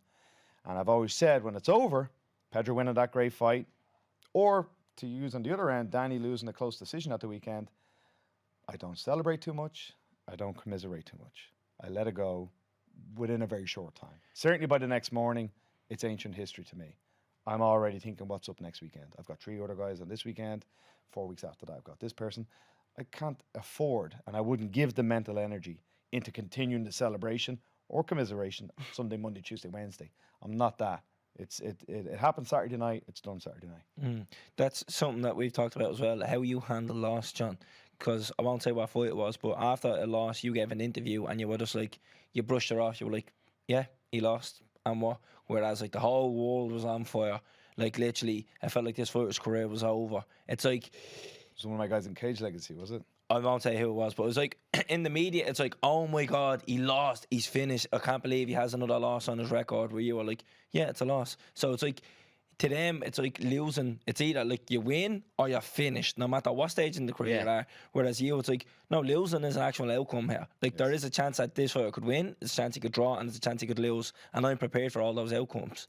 Yeah. How do you deal with it? Well, think about it, right? Like, so first of all, just talking about mixed martial arts and combat sports. On every Saturday, there's a big UFC event. Half win, half lose. That's every Saturday. And that's in boxing and it's in, other, obviously, MMA promotions, Bellator or whatnot. And if we think about that more as a way of approaching life, that if we're only going to do something that we're going to win, it's going to hold you back from trying anything new. And, we're saying about people's podcasts falling away after just a handful of episodes. How many would have made it if they had your mental approach and your stick-to-itiveness and saying, no, and, the first few, and there's no money in, and people say, you're wasting your time, and episode 8 wasn't great, and I'm just going to keep doing it. I'm going to keep doing it because I have a system that you weekly or Weekly, weekly, I'm going to show up, I'm going to give it my best shot, It might be good, it might be a bad one, but you know what? I'm here next week, and I'm going to do it again, and I'm going to do that for as long as it takes. And how are you going to stop that person? And if you want to talk about just the physical side of fighting, how are you going to stop a Pedro Carvalho that's just going to show up every day and doesn't care if it's a good training session, a bad training session, but he's going to be at the training session? You know, I try to pass this mentality on to people just to say about your personal physical fitness. Just have a system in place that at every day at 6 o'clock, you're going to put on your gym gear. Now, you mightn't get off the couch. Put on your gym gear. Let's see what happens. Because I know from a mental point of view, you get a small dopamine hit. You get your gear on, you put your runners on, you're ready to go. Most of the time, your body's going to go, oh, fuck it, grab the bag and go to the pitch, go to the gym, go do whatever you do. Go for a walk around the block with your dogs, whatever it is. If you have that system in place, then the end result is inevitable. You're going to get fitter, which will lead on to mental health benefits. So for me, approaching fighting, I know that every card has half wins, half losses. I'm not going to get obsessed about them because that has been my approach to everything I've done in life, that I know failure is a possibility, but I'm always going to fail upwards towards success. I'm never going to fail down towards quitting. It's just not in me. It actually makes so much sense because even the way you're comparing obviously the fighting and then we've compared it to the podcast, but like at the start it was like, yeah, right, like episode 8, I'm not saying it was episode 8, but like episode 8, that was shit, fuck's sake.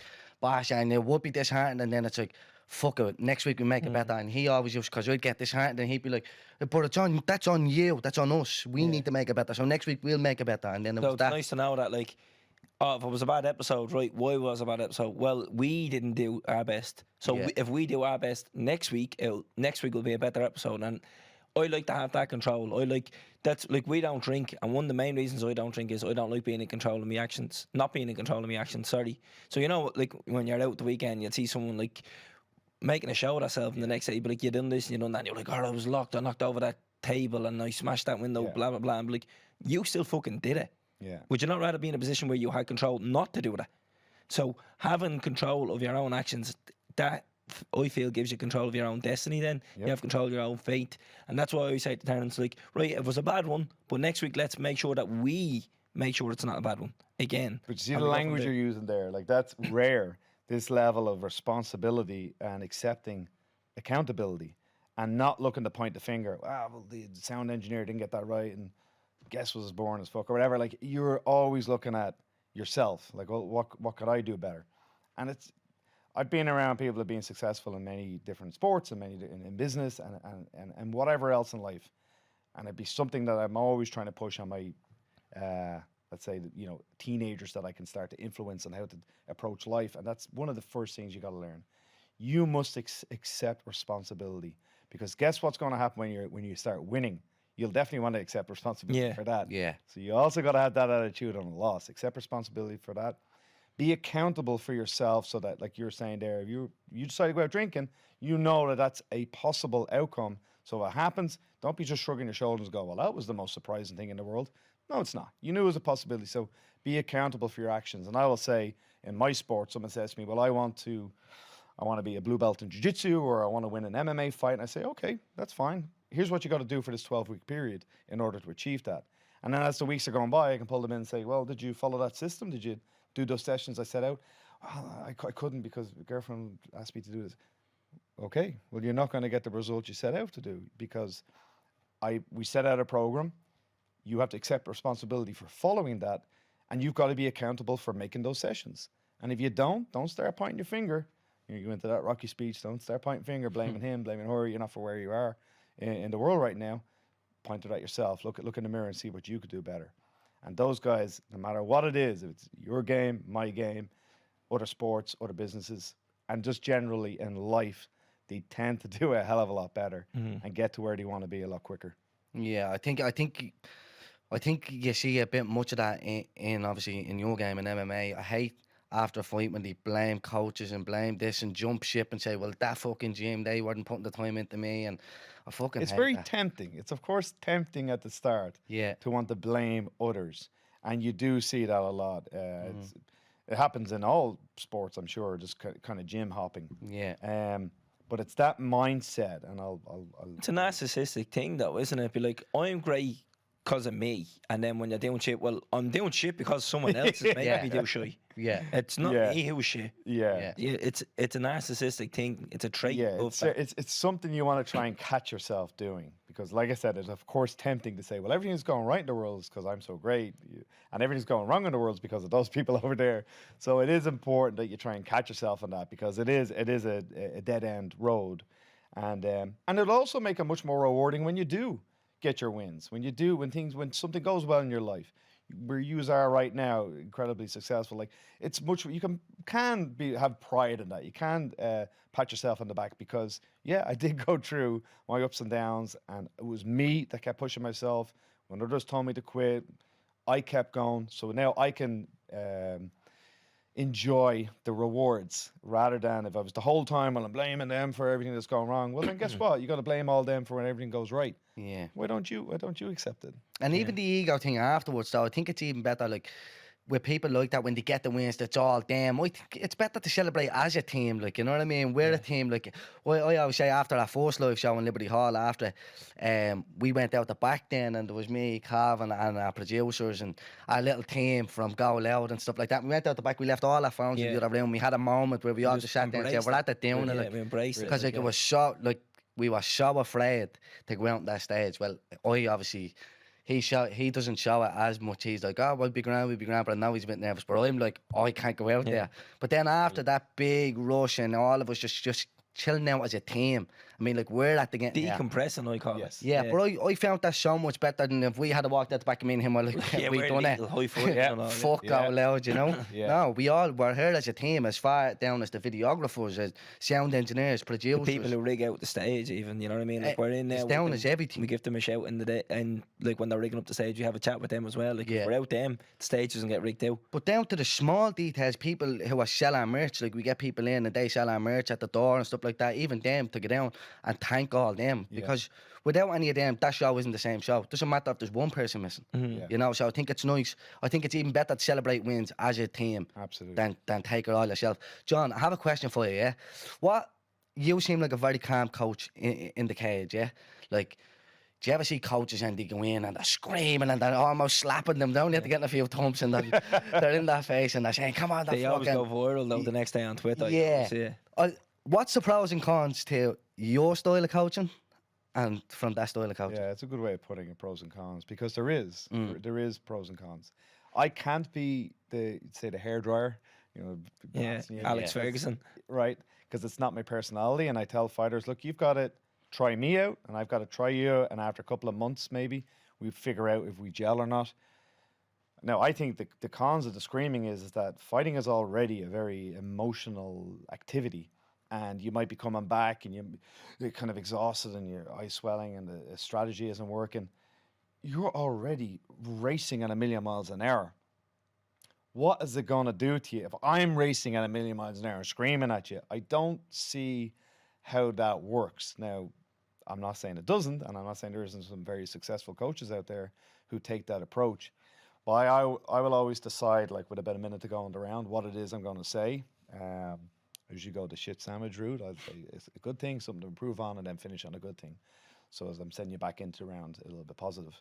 There is sometimes, and actually I'd be going back to the Carvalho fight, where I will go a more emotional response rather than just physical technique, because maybe the physical technique for whatever reason just isn't working. Or I think the athlete, like Pedro was, I'm giving away secrets here, but Pedro was quite easy to motivate because he's so family orientated. So in between rounds, I'll be more talking to him about his family than keep your left hand high. Like, he already knows that. But this is not for you. This is for your family. You think about your child at home. This guy's trying to take that money out of his hand. What are you going to do about that? What are you going to do about that, Pedro? Are you ready? Now get up and get after him. And you know, he's good to go again. And then I'd be others I know that would be a complete waste of time. Because they, not that they don't care about the family. Maybe they're just young. They don't have a family. No girlfriend. No nothing. How am I going to motivate them? Well, it's about that, you want to feel that lost feeling again. You know what it feels like. Now, you know you can beat this guy. I know you can beat this guy. It's one shot. It's just that right hand. All you got to do is circle away from that and hit your takedown when he steps in. You've done it 1,000,000 times in the gym. Okay? Right, let's go. Yeah. And, because that's more an appeal to them, their ego. That's what makes a decent coach then. You do have to know a little bit, like... Yeah. Playing. About the Some are fight very and, like- religious. Some are very religious. Like, this is out of your hands. This is in God's hands now. Stop getting in the way of him. God knows what you want to do. Let him guide you. Now, I know what that means. That means just he's over mechanically trying to force things. Whereas if he just does what he does Loosens up, normally in yeah. the gym, but give it up to God, give it up to your faith. That's a religious person. I'm an atheist, so it doesn't affect me that way. But you kind of learn how to not play with people, but how to get the best You out have of to them. motivate them. yeah. It's How to still get the best out of them. motivating, like, but that one alone, like this country's trying to take fucking bread off your table. You know what I mean? Yeah. Straight away, you're like, fuck this, get me in there. You know what I mean? Do you remember a few months ago? I'll do your corner in December. and Yeah. I'll figure out what. Or you're gonna lay someone up there, lick him like a stamp. Bip. A few months ago, remember that's a good with the whole law of attraction thing, and remember I went off on one on Instagram. You know that whole like law of attraction, and do. people like, oh well, Are you a believer in it, John? Yeah, not for any kind of spiritual sense. It's just that if you're every day thinking about an eventual goal, like affirmations, writing it down 10 times, well, guess what? You're going to be in a mindset that you started. Like I always use the example, if you were suddenly to win a holiday to India, right? You maybe never really thought about India in your life. I guarantee you over the next 48 hours, something about India is going to pop up. Right, we'll put a challenge out there, right? So Yeah. watch, does an ad come on about India? Does something come up in your phone? And it's not that didn't happen before. It's that now you're tuned Yeah. to that. Like Yeah. they did this experiment where they took in 100 people and said, divide yourselves into lucky and unlucky people. So let's say it's half and half. So you assume you're lucky. This half, you assume you're unlucky. Both, of course, the same. And they get them out a newspaper article and said, if you get the right number of pictures in this, if you count all the pictures in this, and you get the right answer, you win $1,000, let's say. Oh, great, yeah. So the lucky people over there, the unlucky people over there, and they gave it back in. And all the unlucky people, they spent like half an hour, 40 minutes trying to count it all right. And some got it right, some got it wrong.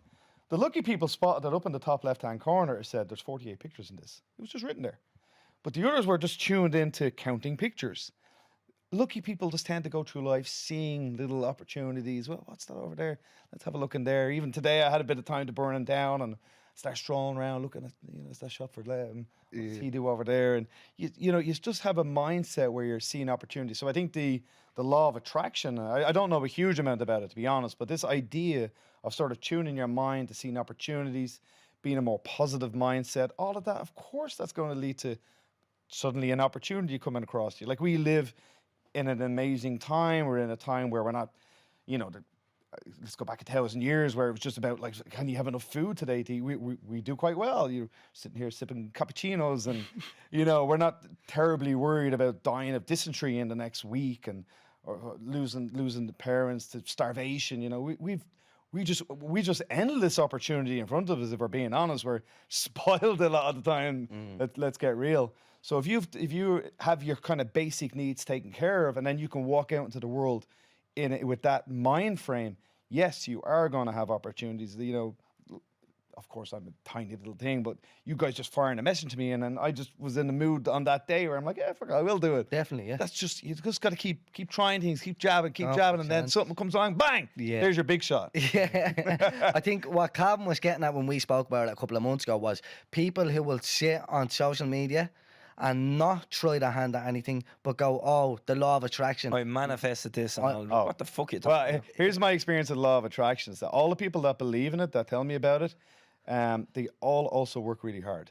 Yeah. Now, I don't know if it's just the working really hard part that got them to where it So is. that was the question I asked, So- because I didn't want to be on Calvin's side and be like, no, he's right, the law of attraction is right. But the question that I put out on that episode was, if you didn't put in the 60 hours a week or the 40 hours a week or whatever you're doing, and you just law of attracted or manifested, Law of attraction, right? Made a Would- fear about that book. Would you have got to where you're at? Yeah. Like, if you stopped walking and just manifested, do you still think you'd be there? No, you fucking have to. I mean, it work. was one of the biggest selling books at once, Yeah. right? The only Are they person all that's successful billionaires? from that book is the Oprah. author. And Oprah, since you got a percentage. Yeah. So of course, look, anything that gets you into a mindset. I mean, Connor read it and was raving about it at the time, and I know plenty of other people that did, and it inspired them to work hard. 100%. It inspired them to say, well, it is. If I do these things and I work hard, I'm going to get there. And I'm Yeah. like, yeah. Hey, look, for some it's that. Yeah. Others they find religion. Others, get into a relationship that gets them in a certain mindset. Like I had a fighter that was getting a bit wayward, and then he met a girl who was a big CrossFitter, and she kind of kicked him up the ass about upping his physical training. Yes, that led to success. Yeah. So whatever is for you, I would say, well, try it, give it a go. So, But let's not ignore the graft. yeah, so that's how. It's what you were saying that motivates a fighter. So when I put this up on social media back then, and I went on a rant about it, I had a coach reach out to me who was responsible for a certain stable of fighters, and I won't name any names. And he says, I completely agree with everything you've just said, but I know a lot of fighters who wouldn't, and I would not say that to them. Whatever gets them on the mat, I will agree with. Yeah. So they could say anything like, I think there's aliens on Mars telling me to go on them mats. He'd be like, they fucking are telling you to go on them mats. Get out there. You know what I mean? So, as you said, you need to find that little niche that motivates them. So that's a man management kind of thing. You know what I mean? Because everybody's different. You can't say the one thing to every single fighter that's going to get them up off the stool when they're having after getting 2 bad rounds in. Absolutely. How are you going to get them off the stool for the final round? You know what? You can go out and you can't still win this. Yeah. It's not going to work with everyone. Anything that motivates you is what you're sort of saying. But it's the people who sit back and just go, I'm going to manifest it. Like, no, put the fucking work in and manifest. Yes. Or if that's what helps you, you know what I mean? Yes. But that's why we always say as well, like, if that fucking... If it gets you out of bed in the morning, Go and fucking do it. We're not saying it, but I don't like people who throw it on us. It's the same even with religion. Like, I'm not the most religious person in the world, but when someone comes up to me saying, oh no, if you just fucking prayed a few times a day, I'm like, don't throw it on me. You have Jesus. Yeah. I don't really want them right now. You know, that type of way. Like, so whatever motivates I'm a big you. believer in understanding the reward center of your brain. Like I think it's actually sort of incredible that we have this like dopamine, serotonin, oxytocin, and post-training endorphins, and these are pretty much the only hormones and chemicals that will define what quality of life you have.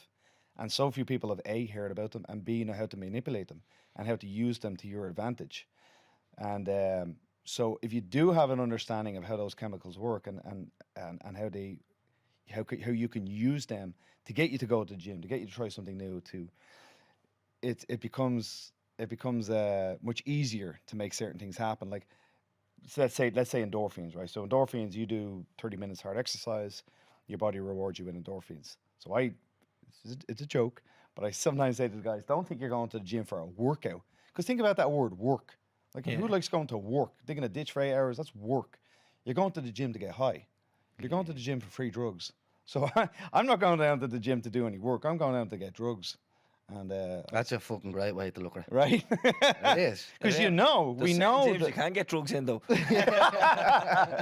like I said now, tongue in cheek, it's a bit of a joke. But what about that as a reframe? What about rather than sitting on the couch at 6 o'clock, I'll go do a workout.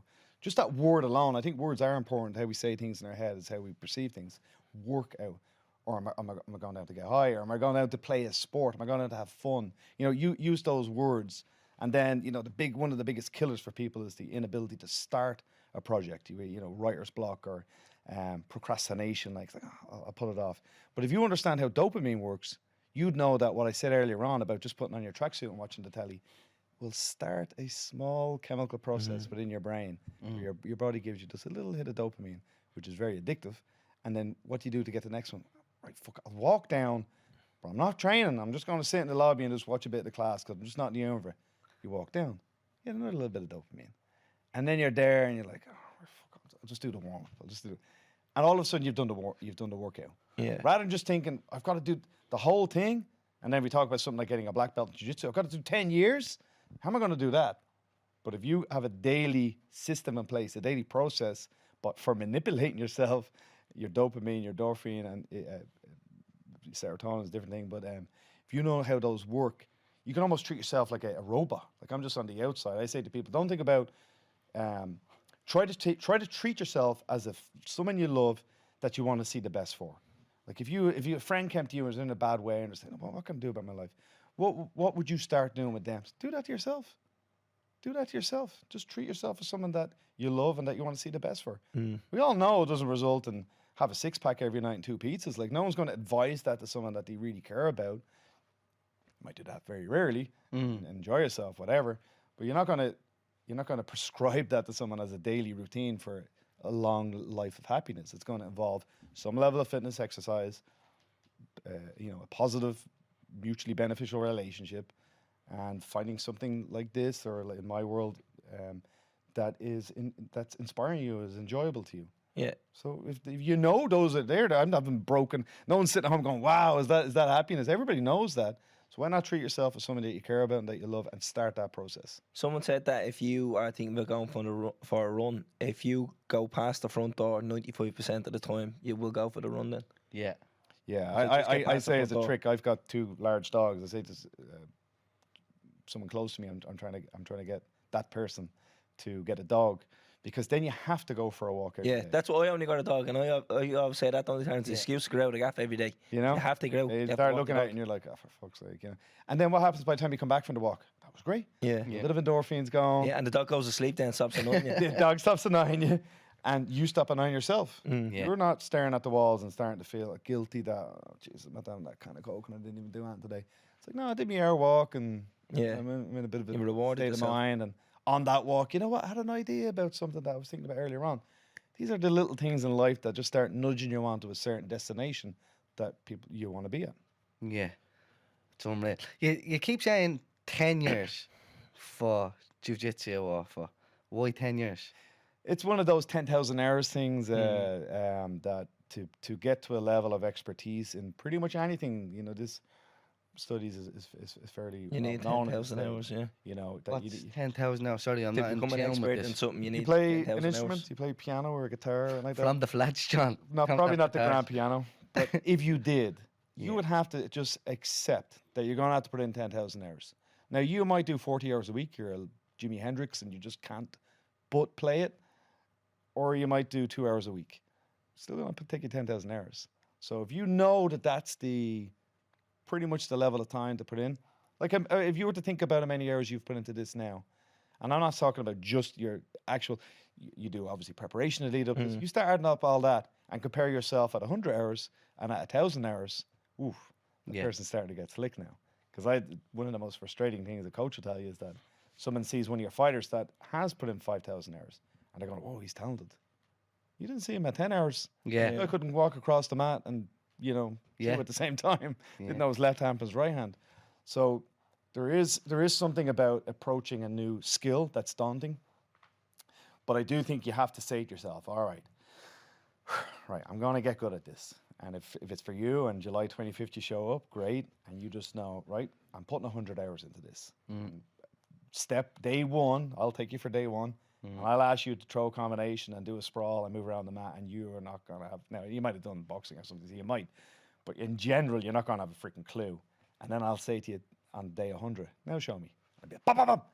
You'll just have that rhythm going. Yeah. And now you're on a path towards excellence. So whatever activity it is, whatever you want to do, singing, dancing, playing guitar, fighting, podcasting, you understand you're going to have to put in somewhere in and around about that length of time. And if you approach it with that mindset, and not after 10 hours, like, "Oh, I'm not good at it, shit, quitting." I'm a cunt for that. That's Yeah, then well- it's all over. There's your 90% that quit on episode 3 or whatever it was. you I said earlier am on. a cunt for it, John. I start something if I'm not, like, if I don't have I any disagree sort of with you. feeling. Look where you were. So you're not. You just struggled to find something that got you going. This got you going, so you didn't. Yeah, true. Yeah, I agree. Maybe grand piano wouldn't be for you. I always use that as a joke with people. Say, how do you motivate people? And say, I can't. But I think motivation is bullshit. And I used the joke saying, I'd never could have motivated Conor McGregor to learn the piano. And then I pictured this meme, like Mickey outfit, and I'm playing a Rocky speech, and he's at the piano. I'm like, come on, champion, one more round. And, you know, maybe I could get him to do it for 5 hours. But he wasn't putting 10,000 hours in it. Yeah. So motivation is complete nonsense. You've got to find something that you have to do. I had to do this. You guys have to do this, whatever. And then Conor had to do boxing and mixed martial arts. He just loves it. Then you've already done that. Well, then a good coach can come in and guide that and obviously have the technical proficiency that goes along with it. But I've never in my life motivated somebody to do something they didn't want to do. I don't think anybody can. You've got to decide. That's a great way of looking at it. So you're a black belt jiu-jitsu, yeah? How long did it take you to get your black belt? I was a bit slower. So I think I was from I starting. was hoping you'd say 10 years. I was like, yeah, oh, this I is think gonna I was be perfect. 12. I was 12. 12 years? Yeah. So it was around the same time, makes. Not too bad. And then I have like one real standout, Gunnar Nelson, who was 4 years. What? He was 4 years, yeah. How? No, he did put in an extraordinary amount of time. You know, like his week wasn't like, oh, going to Tuesday and Thursday from 6 to 7. Yeah. He just trained all day, every day. And he was a very gifted athlete to begin with. So, yes, some are going to get there sooner than others. Like, if someone's in their 40s and very overweight and never played a sport, for sure they're going to be 10 years. And then you get a 22-year-old, he was an ex-ice hockey player, and he did this and he did that. You know, if you give me an Olympic gymnast, and they've that certain mindset and they're coming in with that certain shape and that ability to train 40 hours a week, yeah, probably 3 or 4 years. But I will talk about myself. I was the 12. You were the average Joe I've going just into it. seeing it over 20 odd years of doing it now, and obviously I talked to a lot of jiu-jitsu coaches. Everybody seems to nod and agree and say, yeah, it is, yeah, 8 years, 9 years, 10 years, 12 years, about average. And then I speak to people who coach other sports, and it's always like, yeah, it was actually about 10 years to get to a real like level of proficiency. Yeah. Do you reckon it would have been? It was obviously harder for you to get a black I belt. like to say that to myself, yeah. I definitely like to make myself feel better saying that. But would it have been no? Like, because there wouldn't have been like as many options for you Yeah. back then. Like, it's even with that gym that you started up. Yeah, how did you even get people to come to the gym to do this MMA thing? You're trying to bleed and explain to people. Yeah. Come I now. don't actually even know how I did, because there was no Facebook. There's no phones. You know what I mean? Well, there was phones, bro. I know. Yeah, but not not the like- 19th century. You like. weren't on Instagram, like. No. Well, then, like, you got flyers. Flyers and stuff. I think there was. That's I'm yeah. more than mental. out, obviously, And I with call it red, like yeah. the real Fight Club. Can you think of a dumber Yeah. name? Did you call it? That's You gotta so say, like, daunting. it would've- So we did have spread like lunatics bugs back then. and Sean stuff. Bull joined the real Fight Club. Oh, John, what Yeah. were you thinking? So then it became straight blast. Yeah. But yeah, it was but, you know, maybe a 20-year-old JK walking in with a 45-year-old JK guiding him. Who knows? But I know I didn't have, and I still don't have, because I see them really elite athletes. This kind of mindset of like mine has always been like one of my fights I did, actually my last fight. I was the first one of my guys was the first fight of the night, and I was the main event, and I got so much out of him winning. I won the main event, but it was just kind of like, you know, whatever. But him winning, I was like ecstatic, you know, 'cause, you know, your coaching, your teachings, your methodology is starting to pay off and work, and you're getting the results. And that was just a lot. Like, even with engineering, like I was good at it. I got a good degree, but I wanted to go back and be a maths teacher. I just loved the idea of. I always thought maths was taught terribly, because I love maths, and I think it's a fun topic, and I think it's easy to teach. But I just thought it was given in a way. Anyway, talking about that too long. But so I'm a teacher. Yeah. Teacher. The Pythagoras fella. Yeah. Has it wrapped up. Come in. Right, go on, Terry. No. No, go on. I've only two left. I've only two questions left, so go on. Well, come on, ask. You're not going to say something now? Yeah, I'll ask him in a minute. John, you're the head of the Irish Amateur MMA Association of Ireland, yeah? So my last two questions are, do you think that it ever get into the Olympics? Yeah, I mean, where the International Federation is really pushing hard for the 28 games in LA. And I think we have a really good chance of that. I actually read the other day, boxing is out. Very sad. You know, we've such a great history of boxing. It's terrible that the athletes are suffering over what the morons did running it. And What? You know, It's out? Yeah, it's Yeah. not in it. Fuck off! being It's banned. not- that. Yeah, Too many corruptions. like. Since when? I think it was announced just a few days ago. Yeah, but that's like, it starts in But it had been, 2028, isn't it? yeah, it had been like building towards that. Now they're still. That's huge, though. Oh, Yeah. yeah. It's still the 24 games in Paris, Paris, right? yeah, Paris. And it's in jeopardy. Yeah. But please God, it goes ahead. But the 28 one, it's That's LA, I think. Oh, that's where's Paris, LA? no? Yeah. No, the next one's in Paris. 28 Paris. is LA. LA, yeah. And it's gone. It's gone for that. It's yeah. gone. It's not in it. For definite, and definite. like you said, it might be gone. Now you imagine someone is 12 or 14 now That's that it. has Yeah, really great ability. yeah, gone. That goal is gone because of corrupt. That can definitely dishearten kids as well and make them go, you know what, my God was the Olympics, fuck that. And Yeah, take the wrong but- route. On a more positive note, Yeah. That's MMA. a spot there for you. well, I'd hate for that to be the case, but in LA, obviously that's home of the UFC in some respect, and a large part of this game I'm learning as I'm growing older is that political influence is sometimes more important than just filling in forms. So it would be fantastic if IMAF were able to get mixed martial arts as a I think it's called a demonstration or an exhibition sport in the 28 games. And because I'm thinking in my head, I've got a bunch of guys in their early teens that are dynamite, you know. Yeah. And them now is where do we do? 22, so 6 years time. Like that guy who's 14, 15 at 2021, and what a chance to be in the Olympics, you know. So that's really exciting. Because that's what I was going to say, because boxing is our most successful sport in the Olympics, and we criminally underfund it here. So it was like, what chance does MMA have? Because MMA is completely overlooked when it comes to funding. And I was like, what's your take on the government does not funding combat sports? Yeah, I mean, we're what are we now, 6-7 years into a process of getting recognition. First of all, I'm president of the amateur association, and it's very hard. It's very tough. It's a bunch of volunteers, and all of us are busy with our own lives, running gyms and families and everything. And it's a completely voluntary role. Obviously, there's no money in it, and it can be very disheartening when months and years are drifting by and you're still banging on the door and you're filling out documents this deep and you're having to jump through all these hoops. Some might argue a hell of a lot more than what other associations go through, but anyway, it is what it is. We will accept responsibility, we'll be accountable, and we'll just keep chipping away. And I can tell you here and now, it might take 6 more months, 12 more months, 5 more years. I'm not going away.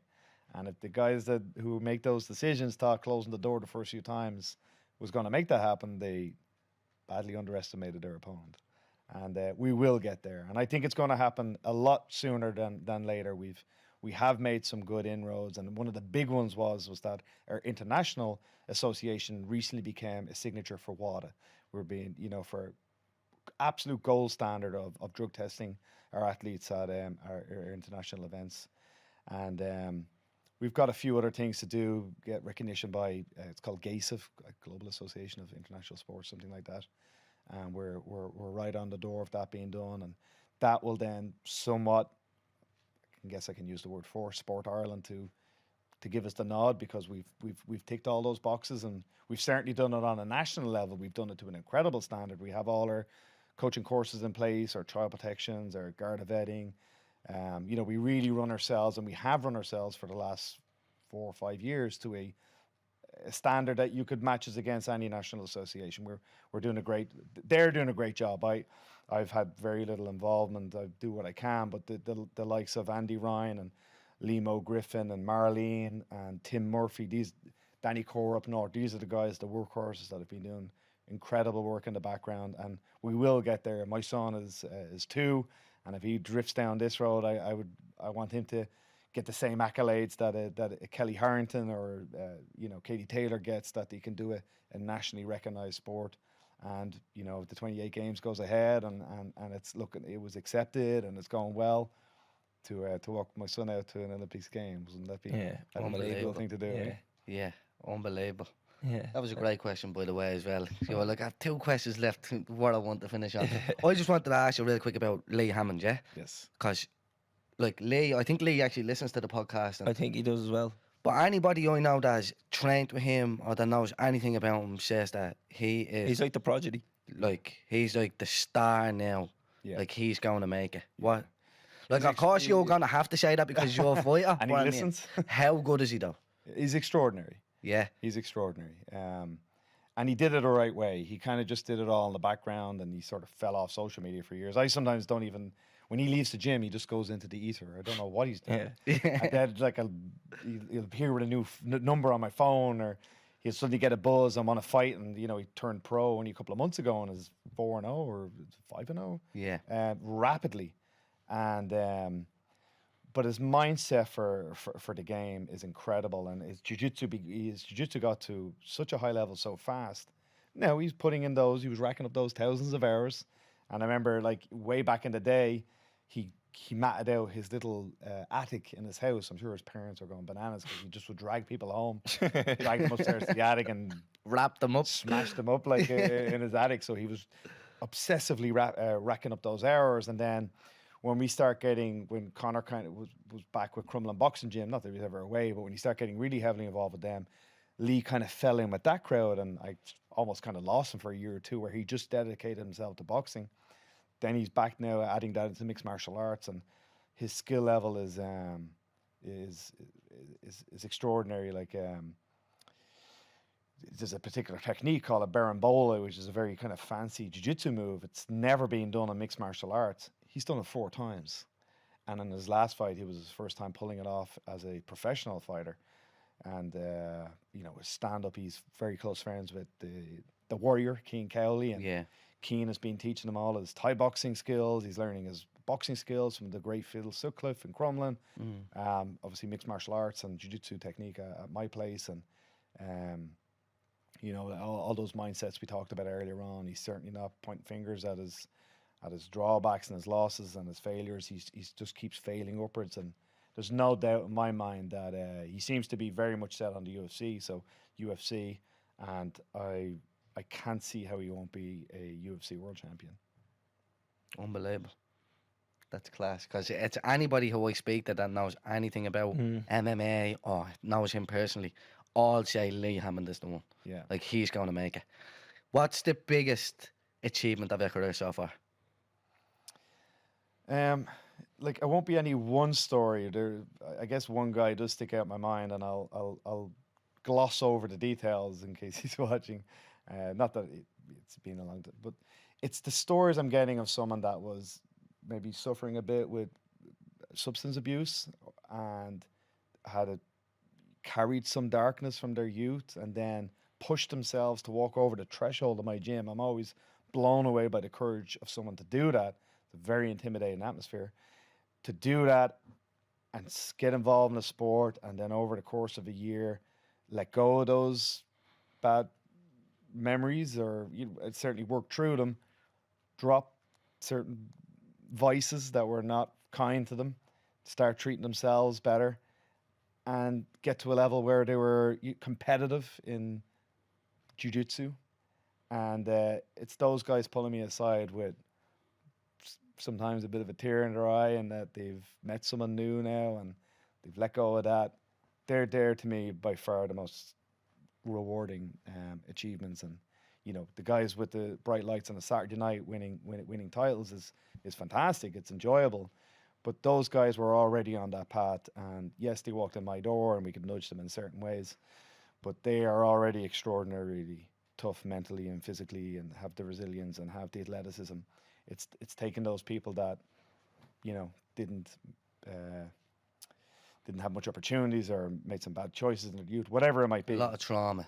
And then we're able to make a decision to change their life. Not want to, not wish for it, make a decision and make that first step of stepping over the threshold.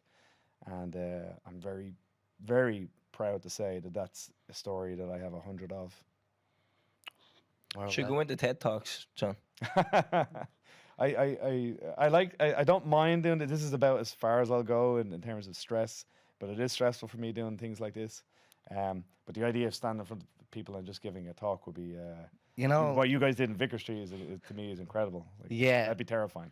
I only said to Calvin the other day, I seen a fact joke on the internet, of course, but I seen a fact joke that's like the two biggest fears in the world. The biggest fear in the world. It's crazy as well, because they're like our biggest fears. Yeah.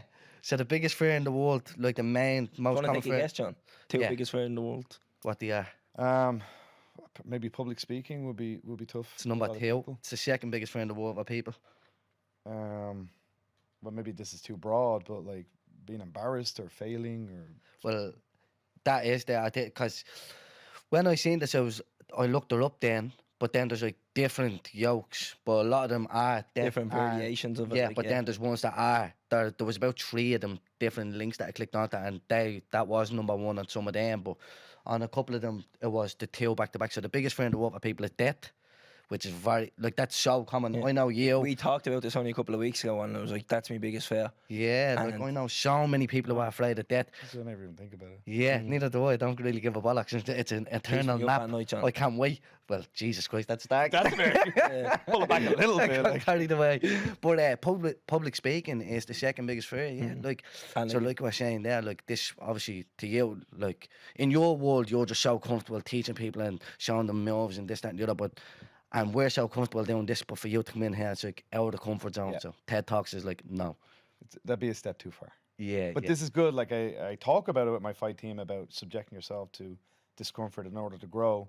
So what would I be if I didn't do it Yeah, myself exactly. every now and then? I'd Damien force Duff myself said to the do same thing when he took the Shell shop. So he was I think it was under 17s or 16s coach at Rovers. Yeah. And he was like saying all this to them, like, you have to take risks, you have to put yourself out of your comfort zone, you have to be brave. And then he's like, no, I'm not taking the Shell's first team job. And then he said he went home and he thought about it. He's like, I'm trying to teach all these kids these morals and these ethics in life. Yeah. when I'm completely turning me back on them. Yeah. He's like, no, I'm actually going to take that then. And I was like, you have to practice what you preach. Well, they say kids will do a lot more what their parents do rather than what they say. Yeah. So I think of that. Yeah. Listen, it's a great way to end the podcast. It was actually a pleasure, John. Honestly, John, inspirational. Like, honestly, it was unbelievable to sit down here. I was only saying to Calvin before we come on, I can't believe we're actually going to sit down and talk with fucking John Kavanagh. You know what I mean? It's unbelievable. Thanks very much for coming in. It was honestly a pleasure. Way too kind. And it is something that we always talk about. Like, it's all well and good watching your fighters do that thing, but like, I'm more drawn to how you get them to do that thing, how you motivate these people, and the stuff you say. Like, these little one-liners you come out with that just stick with people. You know what I mean? That's why I think TED Talks could be an avenue for you. It could be a few quid there for you. Yeah. Just in case the coaching never worked out. Or, like, you know what I mean? Or you don't get to the Olympics in keep it open. 2028. Like, Yeah. you know what I mean? Well, I have to give a quick shout out to Aaron in Barbary. You probably thought I was going to forget, but I didn't. Thanks for looking after the beard. Shameless little plug there.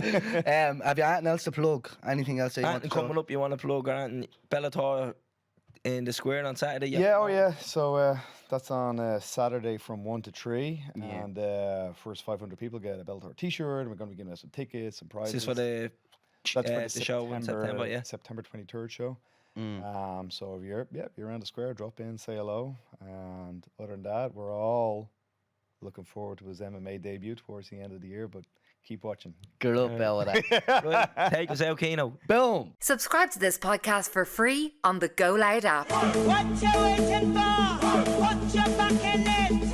Just a little more. Throw your weight in it now. Tell your body you can. Walk it hard and long. When you finish that, The hip knocker. go down, go down, go down.